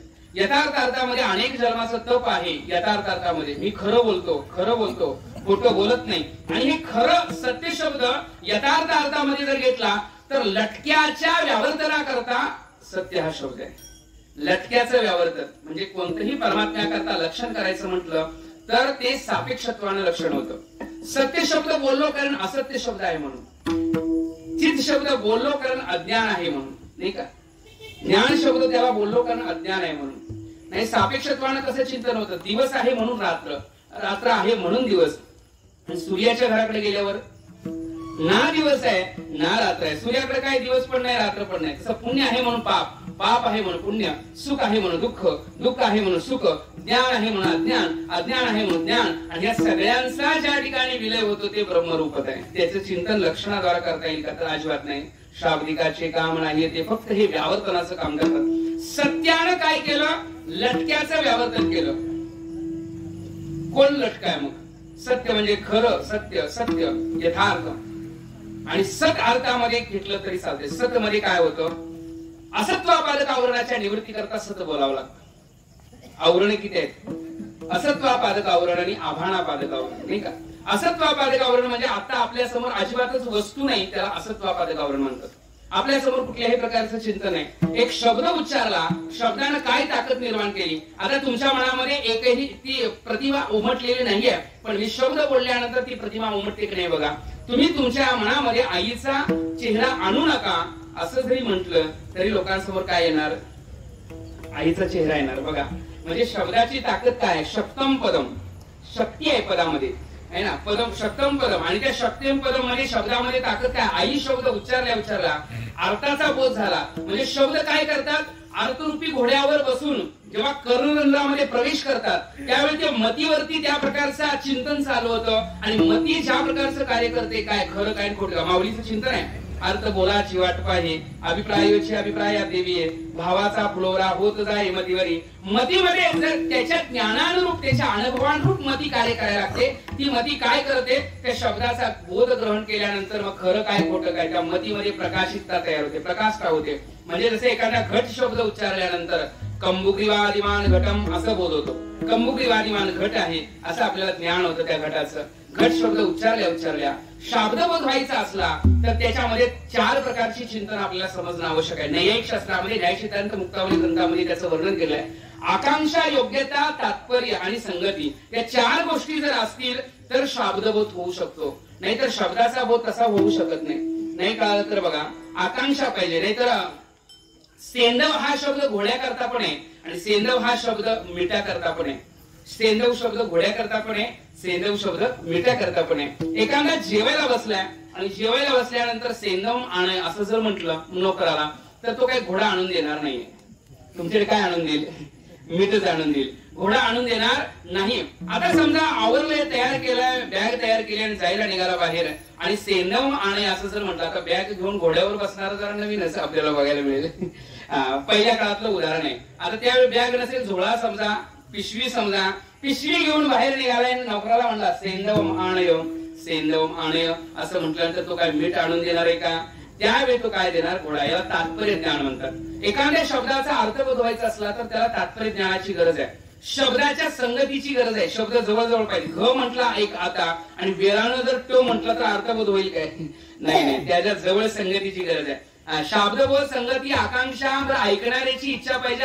आपण बोललो पण ऐकणाऱ्या ऐकलंच नाही, त्याची आकांक्षाच नाही, तरी त्याचा शब्दबोध होत नाही. त्यामुळे इथं सगळ्या गोष्टींचं संयोजन, तात्पर्य, संगती आहे ना, आकांक्षा, योग्यता, त्या शब्दांमध्ये योग्यता पाहिजे. आणि ह्यामुळे हे शास्त्र जमलेलं आहे. शब्दाद्वारा वर्णन करता येतं म्हणून शब्दांची रूपता तयार झालेली आहे. पाणिनी व्याकरणशास्त्र, आता उद्धव महाराज संस्कृत व्याकरणाचे प्रकांड विद्वान आहे, त्यामुळे मी सहज हे शब्द चिंतन करून जातो. पाणिनी व्याकरणाची गरज कशा करताय, नाहीतर 12 वर्ष नुकतं पाणिनी व्याकरणच करताना बरीच आहेत. नुकतं पाणिनी व्याकरण, मग त्यात सिद्धांत कौमुदी, वैयाकर सिद्धांत कौमुदी आहे ना, महाभाष्य, त्यात बरेच प्रकार आहे, बराच प्रकार, काशिकावृत्तीपासून सगळे प्रकार आहेत. हे जर नुकते ग्रंथ अभ्यासले तरी 12 वर्ष जातील, एवढं त्यात ज्ञान आहे बरं का. मग ते पाणिनी ऋषींनी आपल्याला फक्त हे कशा करता केलं, ज्ञान व्याकरणाचं तेवढं आमच्या गुरुजींनी तर सांगितलं, तेवढंच ज्ञान घ्या जेवढं वेदांताला गरजेचं आहे व्याकरणाचं. नाहीतर आपण सगळंच घ्यायचं म्हटलं तर एवढं शक्य या युगात नाही. तेवढंच घ्या. अनंत विद्या बहुलाश्य शास्त्र अल्पश्य काल बहुविघ्नताश्च. काय होतं, नवीन अभ्यास करणाऱ्यांकरता पण ही बोलायला लागलो मी बरं का. अनंत शास्त्र बहुलाश्य विद्या, जे मिळेल ती गोळा करायचा आपण प्रयत्न करेल तर एक ना धड 12वर चिंध्या होते. त्याच्याकरता एकमेव एक चिंतन कसं आहे की अनंत शास्त्र बहुलाश्य विद्या अल्पश्य काल बहुविघ्नताश्च. वेळ कमी आहे, शास्त्र अनंत आहे. नुकता वेदांतशास्त्र अभ्यास करायचं म्हटलं तर कित्येक घर भरून जातील एवढे ग्रंथ आहेत जुन्या काळातल्या लेखकांनी लिहून ठेवले. बहुलाश्य विद्या अल्पश्य काल, पण आपला वेळ कमी आहे, 100 वर्षाचा आपलं आयुष्य. बहुविघ्नताश्च, त्यात आणि विघ्न काही कमी आहेत का म्हणाल, नाही, बरीच विघ्न आहेत. तरी म्हणून काय, सारभूतम तदुपासनीयम, जे सारभूत तत्व आहे त्याची उपासना करावी. मी शब्दांचं चिंतन करायला लागलो. मग सारभूत तत्व परमात्म्याचं ज्ञान होण्याकरता विचार सागर नावाचा ग्रंथ एवढा सुंदर केलेला आहे. रिचल राज्यांनी त्याला हिंदी रूप दिलेलं आहे. हिंदीमध्ये रिचल राज्यांनी सर्व शास्त्राचं सार प्रतिपादित केलंय. आणि त्यानंतर पुन्हा साखरे महाराजांनी त्याच्यावर टीका करून सर्व साधक लोकांकरता वेदांत ओंजळीत आणून ठेवलेला आहे. घागरवे सागर विठ्ठल विठ्ठल विठ्ठल. शब्दांमध्ये गुंतला तर शाब्दिकाचे काम नाही येते, तर्काचं पण तिथं चालत नाही, तर तिथं अनुभवाचा विषय आहे. त्यामुळे काही चिंतन आपण अनुभवाने करावे. तिथे शब्दाचं सांगायला लागलोय, यथार्थ चिंतन करत असताना सत्य शब्दाची रूपता यथार्थ चिंतन केले तर असं होतं की ते मिथ्याचे व्यावर्तन करण्याकरता सत्य शब्दाचा बोध आहे. मिथ्याचं म्हणजे लटक्याचं व्यावर्तन करणार. लटके ते फेडा, तुका म्हणे जाय फेडा, नाही का. लटिका व्यवहार सर्व हा संसार, वायर धार हरिमीन. लटका आहे, खोटा आहे, खोटा आहे. मग खोटं संपवण्याकरता त्याला सत्य सांगितलं. किती लोक खऱ्याला कळाले आणि किती लोक खोट्याला बघायला लागले. नाही कळाले. आमचं बघणं खऱ्याचं आहे का खोट्याचं आहे? आमचं वागणं खऱ्यातलं आहे का खोट्याचं आहे? संसाराला खरं मानणं हेच खोट्याचं वागणं म्हणायला लागेल, नाही का? संतांच्या दृष्टीने संसार एवढा मिथ्यात्वाचं चिंतन आहे. मृगजळवत वाया जाईल रे या, कवणाचे मायबाप कवणाचे गणगोत्र, नाही का? विषयाचे समसुख वेगळाची वाहुली अभ्रयाची सावली वाया जाईल रे या, एवढं मिथ्यात्वाचं चिंतन आहे. भीष्माचा दातू मृगजळाचा तलाव बघायला गेला आणि तिथं काय बघितलं त्यानं? काशवीचं दूध तिचं पिलं प्यायला लागले आणि सगळं काट्यावर उभा राहून वंद्या पुत्र बघायला लागलाय. खरं आहे का सांगा यातलं? एकतर भीष्माचा नातू म्हटलं, एकतर भीष्माचं लग्न नाही त्यामुळे नातवाचा संबंध येत नाही, ते खोटं आहे. बर तो काय बघायला गेला? मृगजळाचा तलाव. आता मृगजळ म्हणावा आणि त्याला तलाव म्हणावा, दोन्हीचा अर्थ होईल का? नाही नाही. मृगजळाचा तलाव, त्याच्यामध्ये त्यानं काय बघितलं? काशवीचं दूध तिचं पिलू प्यायला लागला. तर काशवीला स्तनच नाही त्यामुळे दुधाचा प्रश्न येत नाही, तिचं पिलू ते पिऊ शकत नाही. आणि हे सगळं बघते कोण? तर वंद्यापुत्र. वांद्याची आली का कैसी जन्मपत्रिका नवीन भूमिका कल्पने. एवढं खोटं आहे, एवढं खोटं आहे. म्हणून ते लटिके ते फेडा म्हणतात. लटिका व्यवहार सर्वा संसार. आणि माऊलीने हे शेवटच्या चरणात सांगितलं ते बरं केलं. म्हणजे अभंग शेवटचा आहे, सर्व सुख गोडी. हे लटिका व्यवहार शेवटच्या अभंगात आलं. पहिल्या अभंगात आलं असतं तर एक संसारिक आला असतं काय? हरिपाठला. हरिपाठला येताना माऊली म्हणतात आसोनी संसारी या या या तुमच्याच करता हरिपाठ आहे. पण शेवटचा अभंग ओढ. मग त्या मध्ये काय झालं? त्या मधल्यामुळं असा फरक पडला की शेवटी सत्यच वाटायला लागलं, लटका व्यवहार वाटायला लागला, नाही का? मध्ये काय काय बोलले माऊली? बरंच बोलले. ते संसारिक आलेले गप बसत नाही हो. आले आले विचारते कैसे ने दैवत. आलेले विचारतेस ना लगेच, संसारिक आहे ना, विचारतेस कैसे ने दैवत. मग माऊली म्हणतात गप उगारा उगारा हे निवांत शिवाया. अरे प्रपंचात एवढं पळतंय, साया असं करशी प्रपंच तीन दिशी हरीशी न भजसी कवण्या गुणे. सायाच प्रपंचात करते, हिथं जरा थांब स्थिर हो. धडपड तर आयुष्यभर चाललीच आहे. धडपड धडपड धड पडत नाही तोपर्यंत धडपड. एकदा धड पडलं की आयुष्यभर धडपड महाराज संपली. लक्षात आलं का तुमच्या? वैशिष्ट्य असं आहे की प्रपंचात माणूस पळतो, जे लटका आहे त्याच्या मागणं पळतो. म्हणून माऊली म्हणतात या दोन तत्वांनी त्याचा स्वीकार कर. मनकोनी नवनीता तैसे घे अनंता. किंवा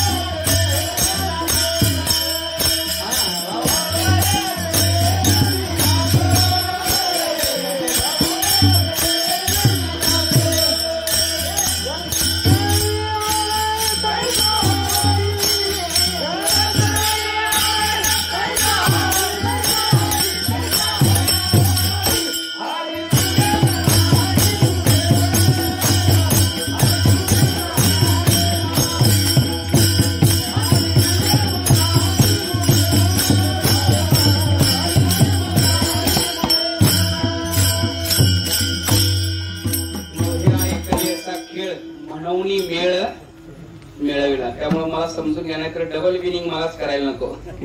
बाहुबळी आकडे इरवी नाकडे दोन रूपत्वेने त्याला समजून घ्या म्हटले. शेवटपर्यंत जाऊस तर साधुबोध झाला तो नरून आठवला झालाच.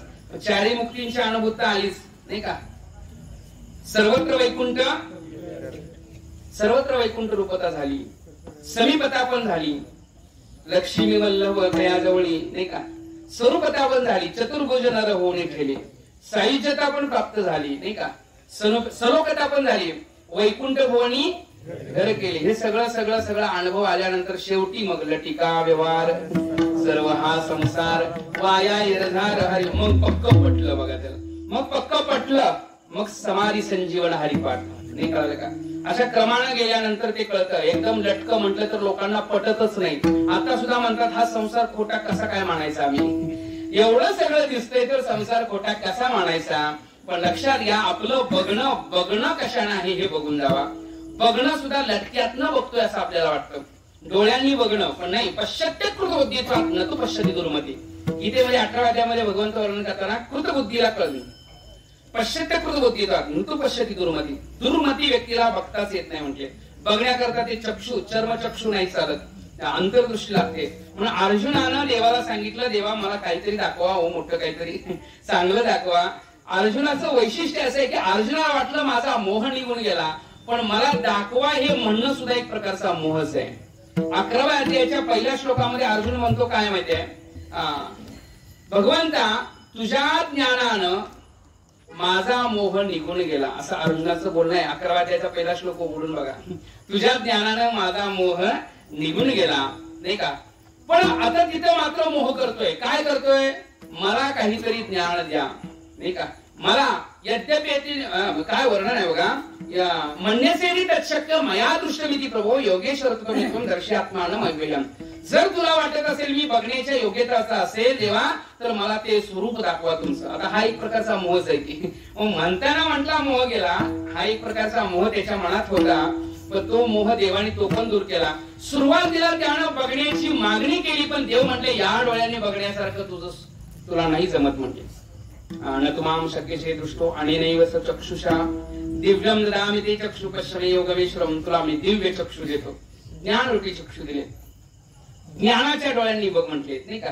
आणि शेवटी काय म्हणतोय, शेवटी म्हणायचं तेच म्हणतोय, किरीटिनम गदिनम चक्रे हस्तम इच्छामि त्वाम दृष्टुम अहं तथैव.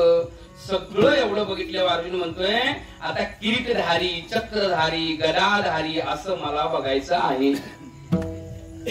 एक तर म्हटलाच दाखव. आता दाखवलं गप बघायचं की नाही, आता दिसतंय ना व्यवस्थित, नाही नाही म्हटलं मला ते नको, हे काय भयानक वाटायला लागले, नको नको, आता मला हाय ते स्वरूप पहिलं दाखव. सावळे गोविता आपी आपी लपत म्हणत येते. एवढं सावळे राजस कुमार, नाही का. कैसे चहुदांचे सावळे पाहता वेल्लावती मन डोळे कैव जाऊ तरी आकडे डोहीची वाही. असं स्वरूप मला दाखव. म्हणजे सगुणाकडे आला. हे चिंतन का म्हणतोय, डोळ्यांद्वारा म्हणजे काय आहे, ज्ञानोत्तर भक्ती म्हणता येईल. त्याला ते ज्ञान झालं. 12व्या अध्यायानंतर अर्जुनाची खरी रूपता तुम्हाला कळून जाईल. ज्ञान झालं खऱ्या अर्थानं, विश्वरूप दर्शन दाखवल्यानंतर ज्ञान झालं खरं काय खोटं काय. तरीही अपेक्षा केली सगुणाची म्हणजे ज्ञानोत्तर भक्ती. विठ्ठल विठ्ठल.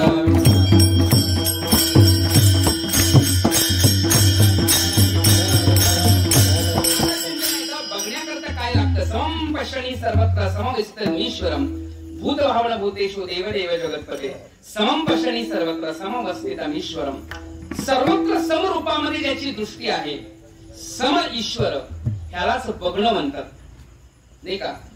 समं सर्वेषु भूतेषु तिष्ठन्तं परमेश्वरम विनश्यस्व विनश्यन्तं य पश्यति स पश्यति. जो बघतो तोच खरा बघतो. जो परमात्मा यत्किंचित प्राणी मात्रांमध्ये भरलेला आहे, हे जो बघतो तोच खरा बघतो, बाकी सगळे बघत नाही. विठ्ठल विठ्ठल विठ्ठल.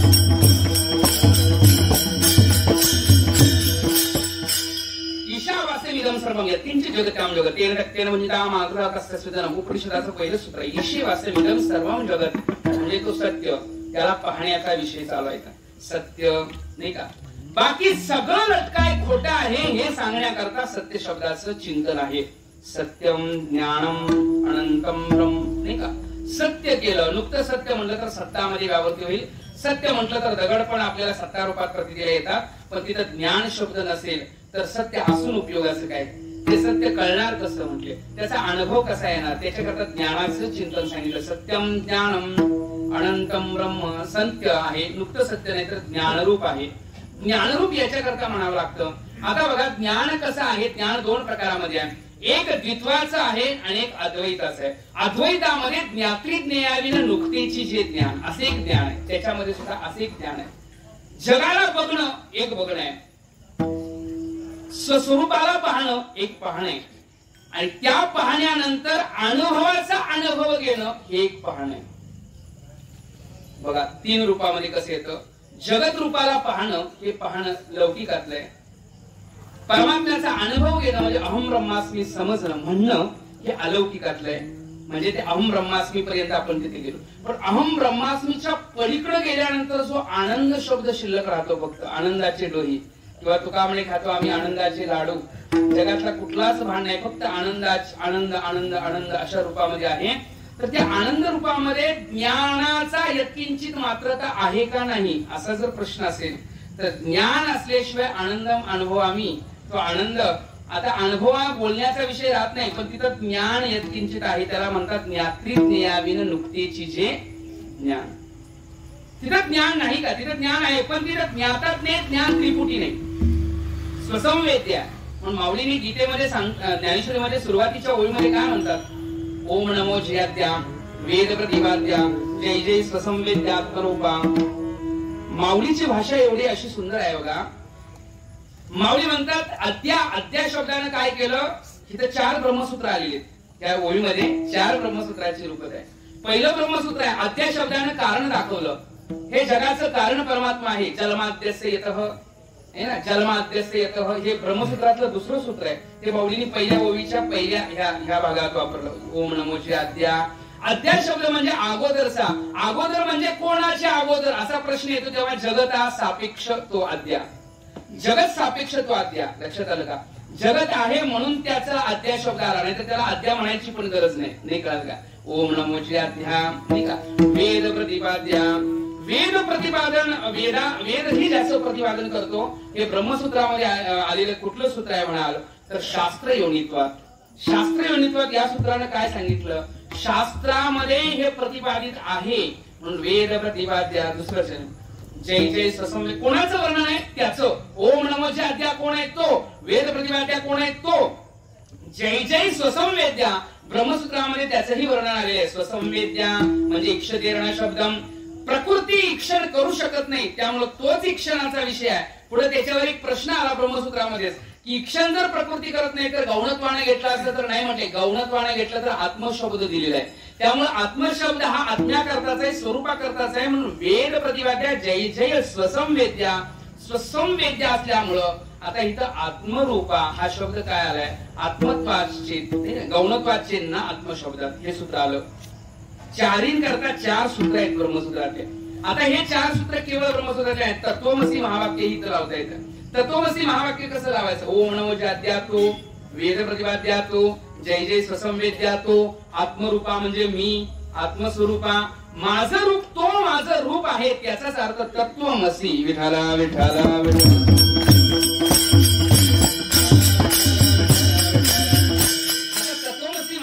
या ठिकाणी प्रतिपादित बोधित करता येऊ शकतं आपल्याला. तत्व म्हणजे ते, त्वम म्हणजे तू, अशी अशी शब्दानं दोघांचं एकत्व प्रतिपादित केलेलं आहे. दोघांमध्ये फक्त काय आहे? अशी शब्दानं व्यावर्तन केलंय मधल्यांचं. बरं आहे पण प्रतिला भिन्न येतं त्याचं. आता चिंतन आहे का? स्वसंवेद्य शब्द वापरतात म्हणजे एका मेणबत्तीला, पेटलेल्या मेणबत्तीला बघण्याकरता दुसऱ्या पेटलेल्या मेणबत्तीची गरज पडत नाही, कारण ती स्वतःलाच दाखवते मी कुठे आहे मला बघा. नाही कळलं का? जसं आता हा दिवा लागलाय, तो दिवा कधी आपल्याला म्हणतो का माझ्याकडे बघा, नाही तर तुम्हाला त्याच्याकडे बघण्याकरता बाकी दिव्यांची गरज पडते काय? नाही नाही. बाकी लाईटची गरज पडते काय? नाही. दिवा शोधायचं नाही नाही म्हणजे तद्वत स्वसंवेद्या समजून जायचं. तो जाणण्याकरता बाकी कशाची गरज नाही. त्याच्यामध्ये जर तुम्ही चित्सुकी ग्रंथ अभ्यासला तर त्याच्यामध्ये स्वप्रकाशता पहिलंच प्रकरण आलेलं आहे. स्वसंवेद्या बरं का, स्वप्रकाशता. त्याच्यामध्ये एवढ्या व्यापकत्वाने त्याचं चिंतन केलंय. परत अप्रकाश स्वप्रकाश, स्वस्य स्वयमेव प्रकाश स्वप्रकाश अशा पहिल्या पूर्व पक्षानं बऱ्याच व्याप्ती दिलेल्या आहेत. त्याच्यानंतर त्याचा उत्तर पक्षानं जो खंडन केलेला आहे, निराश केलेला आहे, त्या प्रत्येकाचं खंडन करून अनुमानाद्वारा त्याला जाणण्याचा प्रयत्न म्हणजे काय? प्रमाणाद्वारा. लक्षण प्रमाणाभ्याम वस्तुसिद्धी. एखाद्याचं लक्षण करायचं आणि प्रमाण द्यायचं, त्या दोन्हींच्या द्वारा सिद्धी होते. तिथं माऊली लक्षणही करतात, सत्यम ज्ञानम अनंतम ब्रह्म, प्रमाणही देतात. पाहिला डोळे भरी नाही का, प्रमाणही देतात. प्रमाण लक्षण करतात, प्रमाण देतात. दोन्ही रूपातले आहे म्हणजे अनुभव घेतलेला आहे त्याचा. सत्य ज्ञानानंत. ज्ञान म्हणजे स्वसंवेद्या, हे ज्ञान म्हणजे साधन आहे म्हटले. स्वसंवेद्या आत्मरूपा. प्रकाशालाही प्रकाशित करण्याचा पुढे आपल्याला ज्ञानदेव म्हणे ज्योती चिनीची ज्योती हित दाखवायचं आहे. ते सत्य ज्ञानानंत ज्ञान रूप आहे. अनंत, अनंत शब्द आहे, अनंत आहे. सत्य ज्ञान आणि अनंत. ज्ञान मधला अ आणि अनंत मधला अ इथं संधी झाल्यावर आ होतो. ज्ञानानंत नाही का.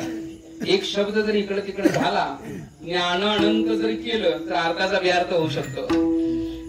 नाही कळलं तर बघा, असक्तच्या ऐवजी आसक्त म्हटलं तर नाही का. गीतेमध्ये श्लोक आहे यस्पात्मर्त्रिवशात यस्पेंद्रियानी मनसा नियम्यार्पते अर्जुन कर्मेंद्रिय कर्मयोग असक्तम स विशिष्यते कर्मेंद्रिय कर्मयोग असक्तम स विशिष्यते, त्या असक्तच्या ऐवजी आसक्तम विशिष्यते असा जरी शब्द गेला तर जे भगवंताला सांगायचे त्याच्या उलट होईल. त्यामुळं गुरुजींच्याकडे शिकून घ्यायचं आणि मग बोलायचं काहीतरी, नाही कळालं का? याला व्याकरणाचं चिंतन आहे. अ आणि आ या दोन्ही रूपतेतनं जर घ्यायचं म्हणलं तर शक्य नाही. विरोधाभास कसा? सत्य ज्ञानानंत, ज्ञान आणि अनंत हे दोन्हींची संधी झाल्यावर ज्ञानानंत, गगनाचे प्रावरण. अनंत शब्द कशा करता असेल? अनंत शब्द हा प्रध्वंस अभाव रहित ते करतात. अनादि शब्दाच्या करता अत्यंत प्रागभाव, प्रध्वंस अभाव, अत्यंत अभाव आणि अनन्य अभाव असे 4 प्रकारचे अभाव आहेत. मी ते येण्यापूर्वी माझा जो अभाव इथं होता त्याला म्हणतात प्रागभाव. मी इथे येण्यापूर्वी माझा जो अभाव होता त्याला काय म्हणायचं? प्रागभाव होता. आता इथं आल्यानंतर जसा घट तयार करण्या अगोदर घटाचा असणारा प्रागभाव, तो घट तयार केला, तो घट आणि दुसरा घट म्हणजे तो घट दुसऱ्या घटामध्ये नाहीये, दुसऱ्या घटामध्ये त्या घटाचा जो असणारा अभाव त्याला अनन्य अभाव म्हणतात, नाही का? आता त्या घटाचा ध्वंस झाल्यानंतर जो अभाव तयार होतो त्याला ध्वंस अभाव म्हणतो. आणि चौथा एक अभाव आहे त्याला अत्यंत अभाव म्हणतात, जे अजिबातच नाही. त्याला शशशृंग, खपुष्प, वंद्यापुत्र किंवा कासवीचं तूप हे अजिबातच नाही, अजिबातच नाही, अत्यंत अभाव रूपामध्ये आहे, त्याला अत्यंत अभाव म्हणतात. इथं मात्र अत्यंत अभाव म्हणण्यापेक्षा ध्वंस अभाव होऊ नये सत प्रतिपादित केलं, आनंद ज्ञानरूप प्रतिपादित केलं, पण त्याचा ध्वंस होतो का काय? सत्य शब्दामध्ये त्रिकाली बाध्यता जरी आली असली तरी आनंद शब्दाची रूपता पुन्हा विरुक्तीमध्ये टाकताना म्हटले की ध्वंसाभाव रहितत्वेनं सांगितलं, ध्वंस होऊ शकत नाही. त्रिकालाबाध्यत्व, नित्यत्व, नित्य रूपामध्ये ध्वंस हा संपवण्याकरता अनंत शब्द आहे. तो किती काळ आहे? अनंत आहे. अनंत, न अंत इति अनंत, ज्याचा अंत शक्य नाही असा असणारा अनंत तो आहे. सत्य ज्ञानानंत गगनात मग घ्यायची गरज नाही. देही नस्मृता देही कौमारम व्यवणम करा एक आता ध्यानंतर प्राप्ती धीर सत्रमियती, नाही का? तर देहामधले परिवर्तनशील होतं पण त्याच्यात बदल होत नाही. नत्वे वाहम जातून असम नत्वम नेहमी गणाधिका नचैवम न भविष्याम सर्वे वयमत परम. भगवद्गीतेमध्ये परमात्मा सांगतात त्याचा ध्वंस होत नाही. ते पहिलं नव्हतं असं आपण नाही, आता नाही असं नाही, पुढेही नसणार असं नाही, निरंतर आहे, म्हणजे सतत आहे, नित्य आहे, अनंत आहे, अशा रूपामध्ये ते घेता येईल. अनंत आहे ना. अंतवंते इमे देहा नित्य सोक्ता शरीरना.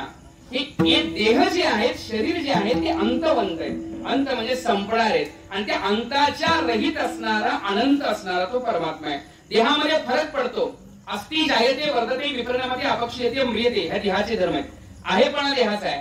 जायते जन्म होतो देहाचा, वर्धते वाढतं देह, विपरिणामते बदल होतो देहामध्ये, अपक्षयते कमी कमी येतं देहामध्ये आणि म्रियते मरण होतं देहामध्ये. हे 6ही विकार ज्याच्यामध्ये नाही त्याला अनंत शब्द आहे. विठ्ठल विठ्ठल विठ्ठल.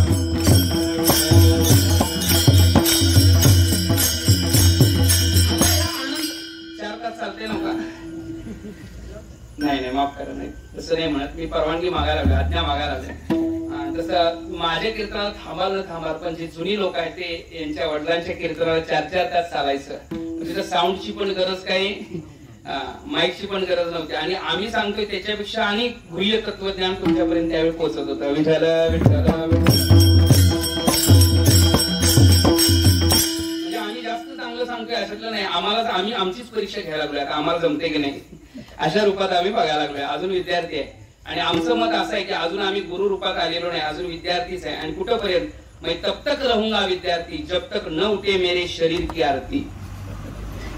नाही कळालं का? तब तक रहूंगा विद्यार्थी. विद्या अर्जन करणं हेच आपलं कर्तव्य पाहिजे. लोक गुरु मानतील हा प्रश्न वेगळा, लोक काय मानतात या प्रश्न वेगळा, पण अजून आपल्याला गुरुत्व आलेलं नाही असं नेहमीच आपल्याला वाटलं तर विद्या आणि येत जाते. विठ्ठल विठ्ठल.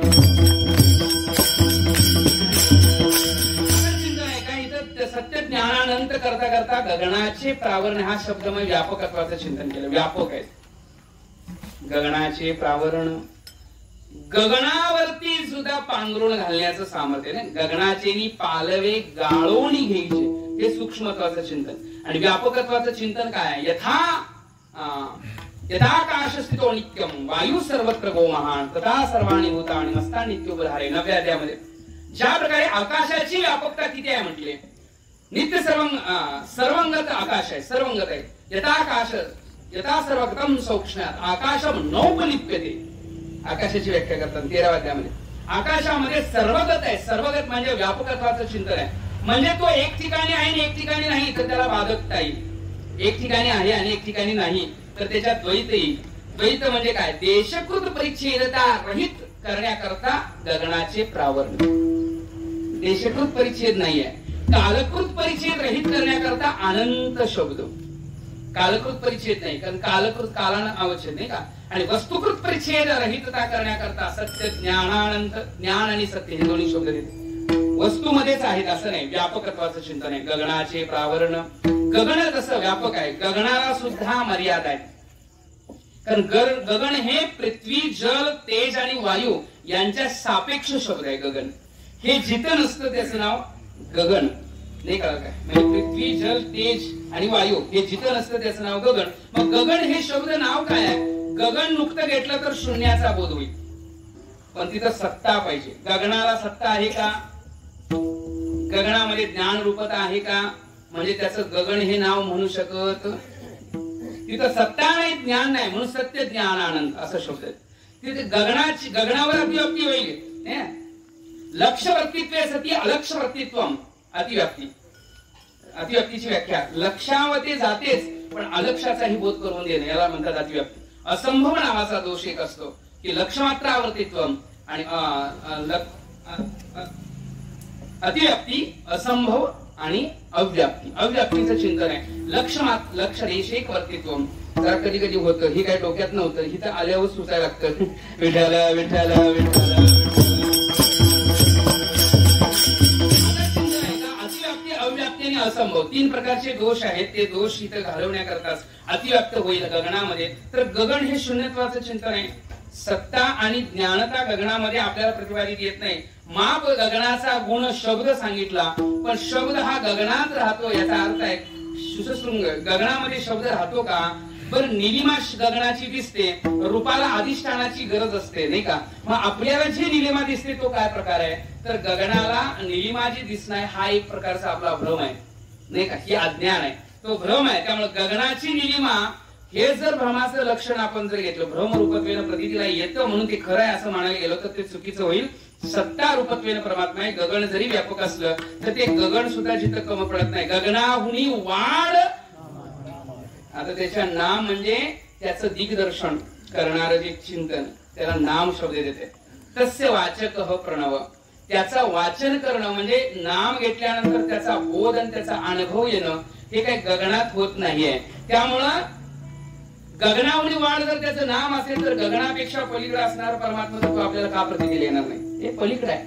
शून्याचा तर बोध होतच नाही. शून्यम वृसे सदयोगम वा असदयोगम. एक जण म्हणला शून्य आहे. शून्य आहे शब्द बघा शब्दाकडे लक्ष द्या. शून्य आहे या म्हणण्यालाच प्रश्न केला आमच्या वेदांतांनी. शून्य पण म्हणताय आहे पण म्हणताय खरं सांगा काय? कारण आहे शब्दाच्या उलट शून्य शब्द आहे. शून्य आहे म्हणता तर सत्ता म्हणायला पाहिजे शून्याची. मग सत्ता रूपत्वेन आहे का असत्ता रूपत्वेने? सत्ता रूपानं म्हणलं तर शून्य म्हणताय आहे म्हणताय.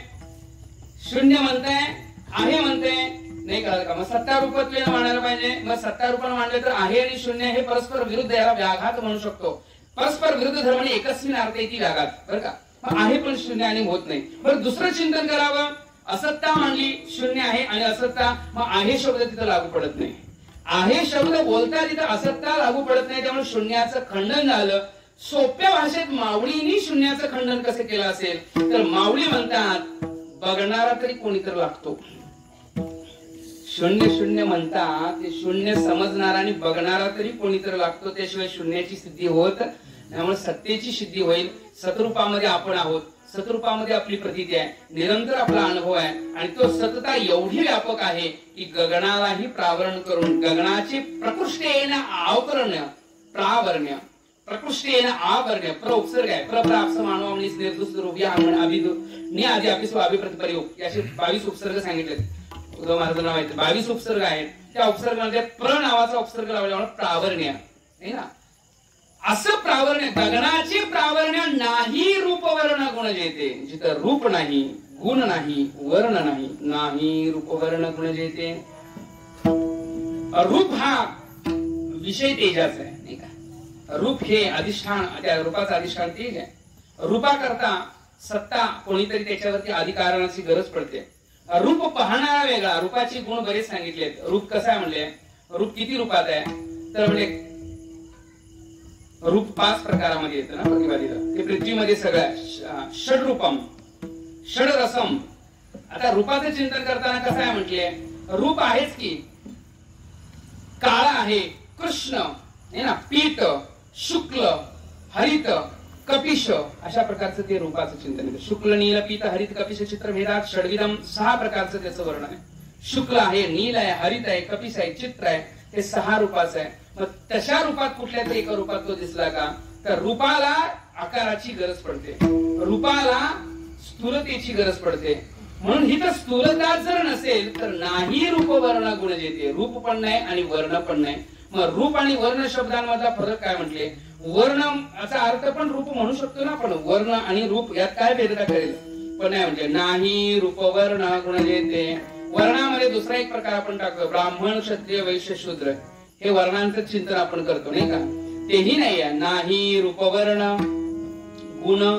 गुणांचे प्रकार सांख्यशास्त्रामध्ये तर्कसंग्रहामध्ये वर्णित आहे. रूप, रस, गंध, संख्या, परिमाण, पृथक्त्व, संयोग, विभाग, परत्व, अपरत्व, गुरुत्व, प्रभुत्व, स्नेह, शब्द, बुद्धी, सुख, दुःख, इच्छा, द्वेष, प्रयत्न, धर्म, संस्कार, शत्रुंश, शत्रुगुणा, 24 प्रकारच्या गुणांचं वर्णन आहे. ते गुण द्रव्यामध्ये आधी समय संबंधाने स्थित असतं तसं नाही एकांचं मत आहे. द्रव्य, गुण, कर्म, सामान्य विषय, समय, अभाव या 7 पदार्थांमध्ये ते रूप जे गुण आहेत 24 ते समय संबंध असतात. आता त्या परमात्म्याला अधिष्ठान द्रव्यत्वेने प्रतिवादी देत नाही, कारण पृथ्वीच्या पलीकडे आहे ना.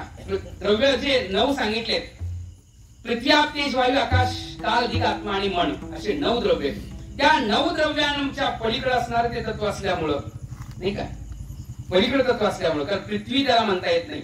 त्याचं व्यावर्तन करण्याकरता पृथ्वीचं व्यावर्तन अन्नमय कोश तो नाही, प्राणमय कोश तो नाही, विज्ञानमय कोश तो नाही, आनंदमय कोशाच्याही पलीकडे असणारा तो. आणि त्यामुळे त्याचं अन्यांचं व्यावर्तन करता करता तद्रूपत्वेनं त्याच्यापर्यंत जाण्या आणि त्याच्यापर्यंत जाणं म्हणजेच त्याचं व्यावर्तन करणं. बाकीच्यांचं ज्ञान एकच काम करतं, ज्ञान मिळवून देत नाही, ज्ञान घालवायचं काम करतं. काही लोकांना वाटेल ज्ञान मिळवून दे, नाही नाही नाही, ज्ञानानं घालवायचं काम केलं. आता समजा अंधार पडला, सगळ्या लाईटी बंद झाल्या, अंधार झाला. आता अंधार झाल्यानंतर तुम्ही सांगा, वस्तू पुढे आहे पण ती प्रतिक्रिया येत नाही, याचं कारण काय? प्रकाश नाही, आवरण आहे. कशाचं आवरण आहे? अंधाराचं आवरण आहे. मग या प्रकाशाने काय काम केलं? त्यानं वस्तू दाखवली नाही, आवरण घालवलं. वस्तू आपणच बघितली, आवरण घालवण्याचं काम त्यानं केलं. तसं ज्ञान काय करतं? वस्तूला दाखवत नाही तर आवरणाला बाजू सारतं, आणि आवरण एकदा बाजूला सरलं की आपलीच आपल्याला भेट होते, नाही का? मग ते पुढलं चिंतन आहे, नाही का? तो हारे श्रीहरी पाहिला डोळे भरी, पाहता पाहणे दुरी सारोनिया. त्याला बघितलं, त्याला अनुभवलं. पाहिला डोळे भरी, डोळे भर बघणं म्हणजे काय? डोळे मिटले तरी दिसणं म्हणजे डोळं भरून बघणं. पंढरपूरला जातो आपण सगळे, डोळे भरून बघतो का आपण? नाही नाही नाही, वरवरनच बघतो, नाही का? मग आपल्याला पोलीस आणि बाकीचे दिसतात, पण डोळे भरून बघणं म्हणजे डोळे मिटला तरी दिसणं म्हणजे त्याला आतनं बघणं असतं. डोळे भरुणी पाहू हरी, वर्षभर त्याला साठवला जातो, नाही का? आता हे चिंतन आहे. तो हारे श्रीहरी डोळे भरुणी नाही, तो हारे श्रीहरी पाहिला डोळे भरी, पाहता पाहणे दुरी सारुनिया. ही तर खरी म्हणजे पाहता पाहणे दुरी सारुनिया. संतांची जी भाषा आहे त्या भाषेमध्ये आहे असं चिंतन आहे, सगुण म्हणो की निर्गुण दे, नाही का? आमच्या दृष्टीनं सगुण म्हणावं लागेल, तर त्यांच्या दृष्टीनं निर्गुण आहे. मग त्यांची दृष्टीने आमची दृष्टी एका अधिष्ठानावर आणून जेव्हा बोलणं होतं त्यावेळी पाहता पाहणे दुरी सारोनिया, पाहिला असं बोलावं लागतं, नाही काय? कारण सामान्य जनाला बघणं बरं वाटतं. मग बघायचं असेल तर कसं बघावं? तर अनुभूतत्वेनं बघावं, अनुभवयुक्त बघावं. बघितलं आम्ही, पाहणारा वेगळा आणि मी कोणीतरी वेगळा असं सोडून बघणं म्हणजे पाहता पाहणे दुरी सारून. एकदा बघितलेलं, डोळ्यांनी बघायचं काम केलं, वस्तूचा बोध झाला, अनुभव आला. अनुभव आल्यानंतर आता द्वैत संपलं, अद्वैतामध्ये गेलो. आता तो अनुभव काय आला? तुम्ही आम्ही पांडुरंगा भिन्न ऐसे कैसे सांगा, नाही का? नाहीतर तसं पाहिलं गेलं तर माऊलींची शंकाच आहे. माऊली पहिल्यांदा प्रश्न करतात, तुझं सगुण म्हणो की निर्गुण रे? सगुण निर्गुण एकू गोविंद रे. बरं, आता याचं उत्तर देवानं द्यायला पाहिजे. तुझं सगुण म्हणू की निर्गुण रे, पण माऊलीच देतात. सगुणू निर्गुणू एकू गोविंदू रे, तुझं दृश्य म्हणू की स्थूल रे, नाही का, दृश्य स्थूल एकू गोविंदू रे, नाही का. हे सगळं माऊली म्हणतात. कोणामुळे कळलं तर निवृत्तीचा प्रसाद आणि निवृत्तीची कृपा झाली, त्यामुळे तो आणि हा वेगळा नाही. नाही कळलं तर ह्या मधल्या चरणाचं उदाहरणच बघायचं असलं तर चिंतन असं आहे. तुम्ही एखाद्या दुकानात गेला तूप खरेदी करायला, आणि तूप खरेदी करायला गेल्यानंतर एकाने विचारलं तूप कसं दिलं. तो म्हणला आता तुमच्याकडे कसं आहे मला माहित नाही, आणि मी पण कधी खरेदी करत नाही, कारण महाराजाला बाहेरचं मिळतंय म्हटल्यावर काय खरेदी करायची गरज आहे. तूप, आता तूप खरेदी केलं ते 400 रुपये किलो असेल, काय असेल बरं का. खरेदी तूप म्हणला, मग 400 रुपये किंमत सांगतोय तुपाची. तो म्हणला घट्ट तुपाची 400 का पातळ तुपाची 400, नाही का. तो म्हणला घट्ट घे नाही पातळ घे, किंमत तेवढीच आहे.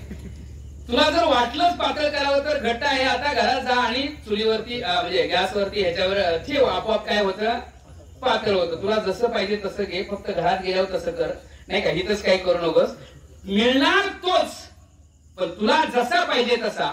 होय भक्ती केला दैसा,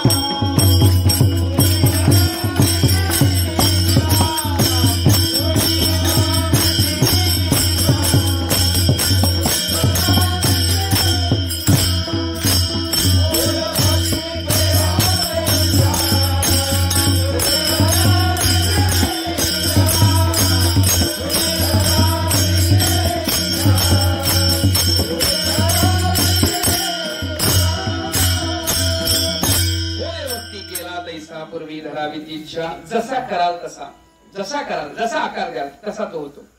तुमच्या दृष्टीने सगुण पाहिजे तर सगुण आहे. जयापासोनी सकळ महिमंडळ हे झाले, तो एक पंढरीचा राणा नाही अनुमाना स्वदेशी. फक्त म्हणताना समजा ज्याच्यापासून जग झालं, जे तुनी चराचर हरिश्री म्हणजे ज्याच्यामुळे जग झालं, कारण आहे जन्माद्यसे येतं असं माना त्याला. आम्ही तुम्ही बघताना फक्त विटेवर उभा कटेवर हात अशा रूपात बघतो, त्यामुळे आपल्याला त्याचा आनंद रूपत्वेन आनंद घेता येत नाही. संतांनी बघितला, कसा बघितला, अवताराच्या राशी. तो हा उभा विटेवरी शंखचक्र गदा पद्मा सहित बघितला, पण तो केवळ विटेवर उभा कटेवर आहे एवढाच बघितला नाही, अगोदर बघितला तसा. होय होय वारेकरी पाहे पाहेरी पंढरी त्याला बघा म्हणतात, पण काय ही पंढरी आत्मा आहे विठ्ठल या रूपामध्ये त्याला बघावं लागेल, नाही का. आता तो आणि मी वेगळा नाहीच अशा रूपामध्ये त्याचं प्रतीत यायला लागले. त्याला बघता बघता देहभाव हरपून गेला, मनोभाव संपला, जीवभावही लयाला गेला. त्याला बघितल्यानंतर नाही मन स्थिर होत. भक्ताचं चिंतन ऐकून जावा, हे ज्ञानाचं झालं. पाहता पाहणे दुरी सारुणी. आपण भक्त कसा करतो म्हणजे त्याला बघितल्यानंतर आता त्यानं सगळं विसरला मागलं. आमचं मागलं विसरणं होत नाही तोपर्यंत परमात्मा आपल्याला भेटत नाही, आणि हे कधीच होऊ शकत नाही आपलं मागणं विसरणं. मला वाटतं समवाय संबंधानं आपल्याशी जुडले. मागलं नाही कळालं का, जाळून या घर बैसलो अंगणी, आम्ही म्हणून चालत सोडिला संसार माया तयावरी फार म्हणता येणार नाही, नाही का. म्हणतात न फिरे माघारी. त्याला बघितल्या अशा रूपात बघितल्या की माग फिरायची इच्छा नाही. बैसले शेजारी गोविंदाचे चिंतन आहे का. शेजारी बैसले हा शब्द महत्वाचा आहे. बैसले तद्रूप झाले नाही, जवळ बसले. तद्रूप होणे म्हणजे मुक्ती, आणि त्याच्या जवळ बसणे म्हणजे भक्ती. विठ्ठल विठ्ठल त्याच्या जवळ बसले, पण देहभाव कुठे आहे आता. देहभाव नाही आहे, देहभाव हरपला. तुझं पाहता विठ्ठला. मनोभाव तर कुठे आहे आता, नाही का. मनोभाव तर कुठे आहे आता. कोठे धावे मन तुमचे चरण देखील या. मन सुद्धा नाही, आणि त्यातल्या त्यात नाही लागलं तर मग विनंती करतात, माझे चित्त तुझे पायी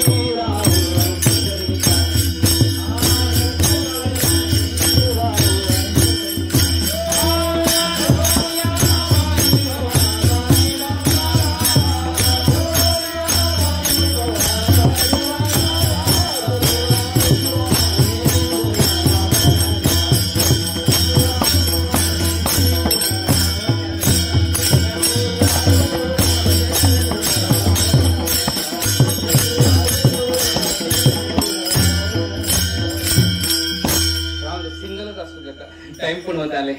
माझे चित्त जे पायी राहो ऐसे करी काही. माझे चित्त देवा तुझ्या पायाजवळ राहो. राहत नसेल तर विनंती करतात, ह्या देवाला विनंती करतात राहो. काय काळ मनाला सुद्धा म्हणतात ऋण झुन ऋण झुन रे भ्रमरा. सांडे तू अवगुण रे भ्रमरा चरण कमळ दळू रे भ्रमरा. काय वर्णन आहे बघा. भ्रमर आहे भ्रमर. तो भ्रमराला काय आवडतं बोला. भ्रमराला काय आवडतं. भ्रमराला मकरंद आवडतो. मन रूपी भ्रमर आहे आणि माऊली म्हणतात चरण कमळ आहे. चरण काय आहे. चरण कमळ दळू रे भ्रमरा. मग एक काम करते चरणावर जाऊन राहा. भोगी तो निश्चळू रे भ्रमरा. नाही का. त्यातल्या त्यात आता माऊलींचं हे चिंतन झालं. एक भक्त तर असं वर्णन करतो.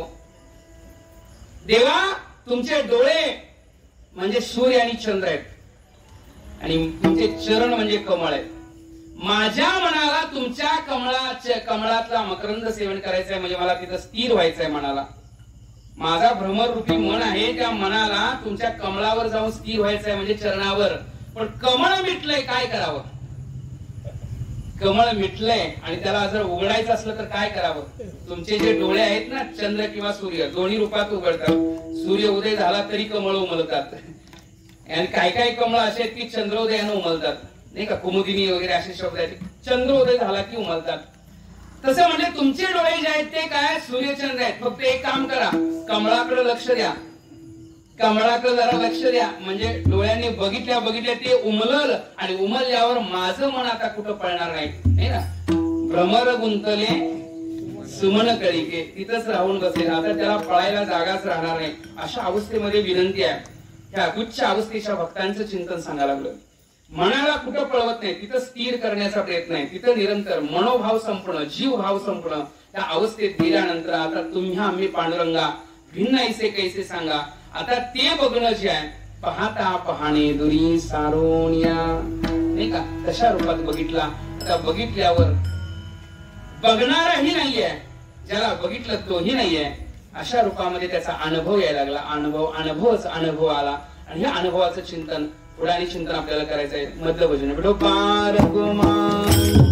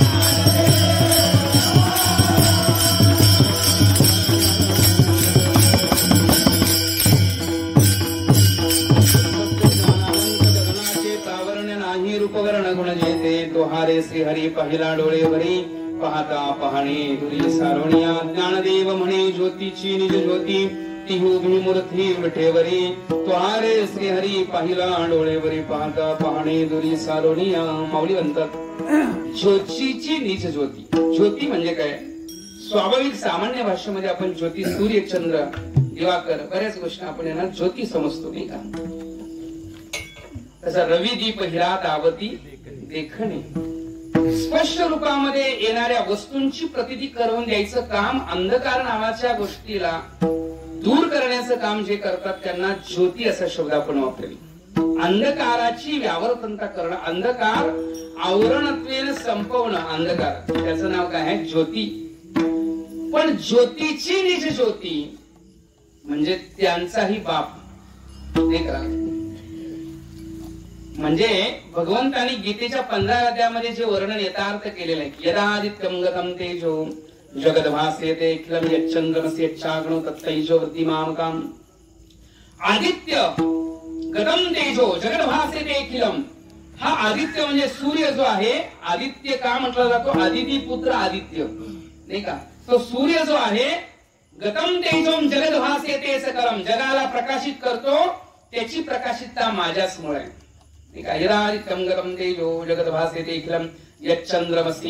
चंद्राची प्रकाशिता माझ्यामुळे, यच्चाग्नी अग्नीची प्रकाशिता माझ्याचमुळे, चंद्रचाग्नी तत्तैजो वृत्तिमामकाम, ती माझी स्वरूपता समजणे, त्यांची वृद्धिता म्हणजे वाढणं, त्यांची ती रूपता करणं हा माझं स्वरूप आहे. स्वाभाविकच तुम्ही प्रश्न असा कराल कसं काय ते शक्य होऊ शकतं, कसं काय शक्य होऊ शकतं. पण चिंतन ऐकून जावा. प्रकाश दोन रूपात आहे, एक अंधकाराचं निवृत्त करणारा एक प्रकाश आणि एक अज्ञानाचं निवर्तन करणारा प्रकाश. प्रकाश दोन रूपात घ्यावा. अंधकाराची निवृत्ती सूर्यचंद्राद्वारा होईल, पण अज्ञानाची निवृत्ती करणारा जो प्रकाश आहे त्या प्रकाशाचं चिंतन इथं चाललंय. आता तुम्ही म्हणाल मग तो प्रकाश आणि हा प्रकाश काय फरक आहे? म्हणजे प्रकाशात बदल आहे.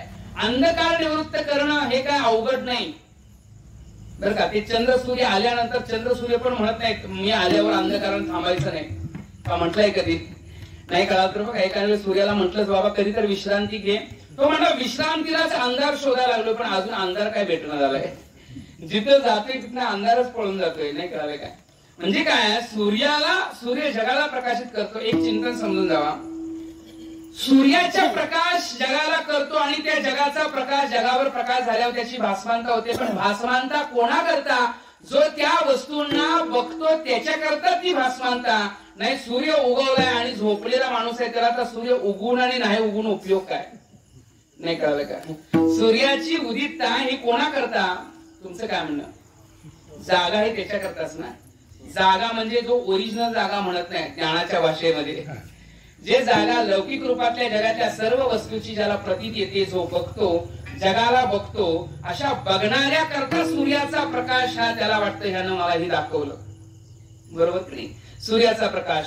पण जो जागाच नाही, नुकता जागा नाही म्हटला. सूर्य मोठा बरं का, एक वर्णन केलं जातं ढग मोठे, आवरण मोठं असतं का वस्तू मोठी असते याचं चिंतन करायचं म्हटलं तर आवरण किती छोटं असतं बघा. अज्ञान किती छोट आहे. अज्ञानाची जी स्वरूपता एवढी छोटी आहे. किती आहे बघा. तुम्ही सांगा सूर्याला आवरण करून टाकतो ढग, मग ढग मोठा का सूर्य मोठा? तुमच्याकडे काय मोठा आहे?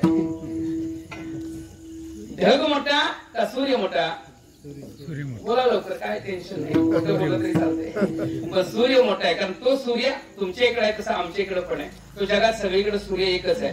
पण ढग मात्र तुमच्या इथे आहे, आमच्या इकडे असेलच असं नाहीये. चिंतन लक्षात आलं का? म्हणजे सूर्य मोठा आहे पण छोट्याशा ढगानं सूर्याला काय केलं?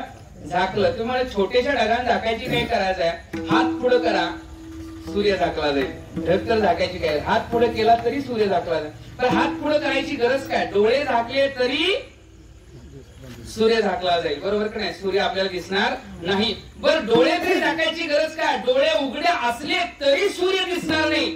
मनाची रती तिथं नसेल तर, मन जर फिरत असेल तर सूर्य पुढे प्रकाश करून तर उपयोग काय?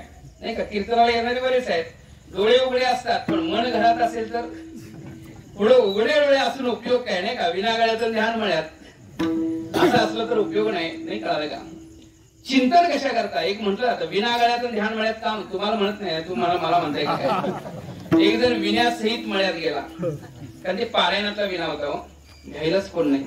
आणि ह्याचं पाणी सुटलं, शेतांना पाणी येतं की नाही, ऊसांना पाणी सुटतं. त्यावेळी काय करायला लागला, म्हटलं आता घ्यायला जर कोण नाही, विना नाही दिला कुणाकडे आणि काय जर केलं तर पाणी गेलं तर माझा ऊस वाळून जाईल. म्हणून काय केलं त्यानं, विण्यासहित मळा गाठला. विण्यासहित मळ्यात गेला. येताना सरळ येईल का नाही, दुसऱ्याच्या बांधवली वैरण पण घेऊन आला. विषय लक्षात आला का तुमच्या. असं होऊन चालत नाही. विनागळ्यात ध्यान मळ्यात नाही चालणार. तसं तुम्ही इथं आहे पण लक्ष जर घरात असलं तर तुम्ही इथं असून उपयोग काय. काय काय पंढरपूरला जातात पण घराकडली सगळी आठवण. पंढरपुरात आहेत का ते नाहीये. तद्वत म्हटले केवळ मनाची जरी व्यावृत्ता झाली, मनो अनवस्थानात, असं शांतीशास्त्रामध्ये सांख्यिकीमध्ये मनो अनवस्थानात, मनाचं अनवस्थान जरी झालं तरी वस्तू पुढे असून दिसत नाही. मग सूर्याने किती प्रकाश केला म्हणून वस्तू दिसेल, मनच नाही तिथं तर सूर्याच्या प्रकाशाचा उपयोगच काय तुम्हाला नाही कळालं का. मग तुम्हाला सांगू का, सूर्य प्रकाशित करतो पण सूर्याच्या प्रकाशाची मर्यादा आहे. सूर्य उजेडात वस्तूंना दाखवतो, दृश्य रूपाला दाखवतो, पण सूर्याला सुद्धा जो दाखवतो तो आतला प्रकाश ज्ञानाचा, सूर्याला सुद्धा दाखवायचं काम करतो. आणि तो रात्री पण चालतो आणि दिवसा पण चालतो. सूर्य सगळ्याला प्रकाशित करेल पण सूर्यानं अंधकाराला प्रकाशित केलेलं नाही. कधी बघितले का अंधाराला सूर्यानं प्रकाशित केलेलं नाही. सूर्यानं अंधाराला प्रकाशित सूर्य करू शकत नाहीये. पण अंधारामध्ये सुद्धा जो प्रकाश चालतो आणि उजेडामध्ये सुद्धा जो प्रकाश चालतो, अंधारही ज्याला कळतो आणि उजेडही ज्याला कळतो तो हा प्रकाश आहे. नाही कळालं काय. अंधारही जो बघतो आणि उजेडही जो बघतो, दिवसाही बघतो रात्रीही बघतो, कायमस्वरूपी जो आहे, ज्याचं असणं कधी संपत नाही, तिन्ही काळामध्ये आहे, नित्य आहे. मी एक प्रश्न तुम्हाला करतो, त्याचं उत्तर तुम्हाला देता येते का बघा. मी नाही असा कोणता शब्द आपण, हा शब्द कधी आपण उच्चारला, मी नाही. एक म्हटला मी नव्हतो नाही म्हटलं, मी नाही हा शब्द कधी उच्चारला. मी नसेल हा शब्द पण नाही. मी नाही हा शब्द कधीच आपण बोलत नाही, कारण निरंतर आहे मी. निरंतर आहे मी म्हणजे स्वरूप तत्व, जे परमात्मा तत्व, ते स्वरूप माझं आणि ते मी निरंतर आहे, जे नित्य आहे. माझ्या प्रकाशाने जगत प्रकाशित होतो. सूर्य सुद्धा मीच बघतो, मी बघतो म्हणून तो दिसतो आणि त्यानं जगत प्रकाश केलं म्हणून मी तो अंधार फक्त दूर करायचं काम करून म्हणून ज्ञानदेव म्हणे ज्योतीची निज ज्योती, तीही उभी मूर्ती विटेवरी, नाही का. सहस्त्र दीपे दीप कैशी प्रकाशली प्रभा, उजळल्या दिशा दिशा गगना आलीशी शोभा. आणि त्यातल्या त्यात गीतेतलं उदाहरण द्यायचं म्हणलं तर अर्जुन बोलतो गीतेमध्ये. एक ठिकाण असं येतं की ज्या ठिकाणी तिन्ही लोक म्हणजे कोण, धृतराष्ट्र काय तो काही पहिल्या श्लोकातच गप बसला, त्याला एकच श्लोक मिळाला. गीतेमध्ये धृतराष्ट्राकरता किती श्लोक आहेत, एकच श्लोक आहे. पण हे तिघ जण होते. कोण कोण, संजय, अर्जुन आणि भगवान कृष्ण. तिघांचं बोलणं आहेच का नाही, वारंवार मध्ये मध्ये येतं. पण काय वेळ काय होतं, अर्जुनाच्या शंका असतात आणि देवाचं उत्तर असतं, बरोबर की नाही. काय ठिकाणी अर्जुन सुद्धा बोलतो आणि देव ऐकतात, असं पण आहे. पहिल्या अध्यायामध्ये दुसरं कोण बोललंय अर्जुनाशिवाय, नाही कळाल का. पण एक अधिष्ठान, एक ठिकाण असं आहे की जिथे तिन्ही एका अधिष्ठानावर येतात. देव पण म्हणतो माझं स्वरूप बघ, अर्जुन बघितल्यावर तो पण म्हणतो वावा देवा तुमचं एवढं सुंदर स्वरूप, आणि त्या स्वरूपाचं वर्णन अर्जुनही करतो, देवही करतो आणि संजयही त्या स्वरूपाचं वर्णन करतो. तिन्ही एका अधिष्ठानावर येतात 11व्या अध्यायामध्ये. अर्जुनाचं बोलणं कसं आहे, दिवी सूर्य सहस्त्रस्य भवेदी उपदिता यदि वा सदृशिषा भासस्तस्य महात्मन. अरे सहस्त्र सूर्यांची प्रभा जेव्हा एकत्र केली जाईल, अशी जर प्रभा झाली तर ती प्रभा यत्किंचित कुठेतरी तुझ्या जवळ पोहोचेल, एवढी दिव्य प्रभा तुझी आहे. त्यामुळे ज्योतिषाम अपि तज्ज्योती तमसो परमुच्यते, असं वर्णन आहे. ज्योतीची पिन ज्योती, ज्योतिषाम अपि तज्ज्योती परमुच्यते, असं वर्णन जे आलंय तिथंच माऊली सांगतात. ज्ञानदेव म्हणे ज्योतीची निज ज्योती, तीही उभी मूर्ती विठेवरी, तोहारे श्रीहरी पहिला डोळेवरी, पाहता पाहणे दुरी सारुणियात, सत्य ज्ञानानंत गगनाचे प्रावण्य, नाही रूपवर्ण गुण जेते, तुहारे श्री हरी पाहिला डोळे भरी पाहता पाहणे दुरी सारोनिया ज्ञानदेव म्हणे ज्योतीची निज ज्योती तीही उभी मूर्ती विटेवरी तुहारे श्री हरी पाहिला डोळे भरी पाहता पाहणे दुरी सारोनिया झालेली सेवा तळाशीकर महाराजांच्या चरणावर समर्पित करून तेवढा मोठा अधिकार नाहीये, पण ह्या अभंगावर बोलण्याचं सामर्थ्य धाष्ट मी केलं तर ही एक प्रकारची परीक्षा होती. प्रश्न तिकडला होता, त्यामुळे उत्तर आपल्याला देणं अनिवार्य आहे आणि त्यांच्या चरणावर ही सेवा समर्पित करतो. साखरे महाराजांच्या चरणावर समर्पित करतो. सेवेला पूर्ण करून देण्यापूर्वी जे माझं काही चिंतन बोलायचं आहे म्हणजे त्यांच्या घराण्या संबंधाचं, उद्धव महाराज आणि राम महाराज हे दोन जोडी अशी आहे. उद्धव महाराजांचं या ठिकाणी चालू असणारं मोठं कार्य आणि त्यांना सहकार्य असणारे त्यांचे बंधू राम महाराज, मोठं विद्यालय या ठिकाणी एक प्रकारचं आहे आणि त्यांचे जे विद्यार्थी आहेत ते विशेषत्वानं वेगळे दिसतात बरं का, आणि चांगले वेगळे म्हणजे वेगळे दिसतात म्हणजे वेगळ्या अर्थात नाही, उठून दिसतात. जसं रामकृष्ण मठाचे संन्यासी म्हटलं की न सांगता ओळखता येतं हा रामकृष्ण मठाचा संन्यासी आहे. तसा निडोरी मधल्या आश्रमामध्ये आम्ही ज्ञान घेतले असं म्हणून जेव्हा मुलं पुढे येतात त्यावेळी त्यांना म्हणायची गरज नाही, एवढं त्यांच्या केवळ वक्तव्यावरनं कळतं की ते तिथनं आलेले आहेत. कारण नम्रता, सभ्यता, शांतता, अहमपणाचा भाव रहित आणि त्या प्रकारचे सगळे संस्काराचे गुण उद्धव महाराजांच्याकडनं ते घेत आहेत. त्यांच्या चरणावर उद्धव महाराजांच्या नतमस्तक होऊन परवा मी भंडूरला कीर्तनला गेलो त्यावेळी लवाटी गुरुजी मी गेल्यावरच म्हटले उद्धव आले का काय नाही का, याचा अर्थ आहे की मला बघितल्यावर ते म्हटले उद्धव महाराज आले का काय नाही का, याच्यावरून मी ओळखतो की त्यांच्यावर किती त्या व्यक्तींचं प्रेम होतं, ते व्यक्ती किती मोठे होते हे सगळ्यांना ज्ञात आहे. तो विषय तर तिथे बोलत नाही. त्या सगळ्यांच्या चरणावर नतमस्तक होतो. असंच कार्य तुमचं भव्य दिव्य निरंतर चालत राहावं आणि आमच्यावर तुमचं प्रेम असंच निरंतर असावं एक सदिच्छा सद्भावना व्यक्त करतो. बाहेर गावावरून बऱ्याच गावातून आलेले लोक आहेत त्या सगळ्या लोकांच्या चरणावर नतमस्तक होतो. सेवेला पूर्णराम. जे काही बरोबर असेल ते गुरूंचं आहे, शास्त्राचं आहे, संतांचं आहे. जे काही चुकीचं असेल त्या माझ्या वाणीचा दोष असेल, चुकीचं आहे ते सोडून द्या, बरोबर असेल तेवढंच घ्या. ज्ञानेश्वर माऊली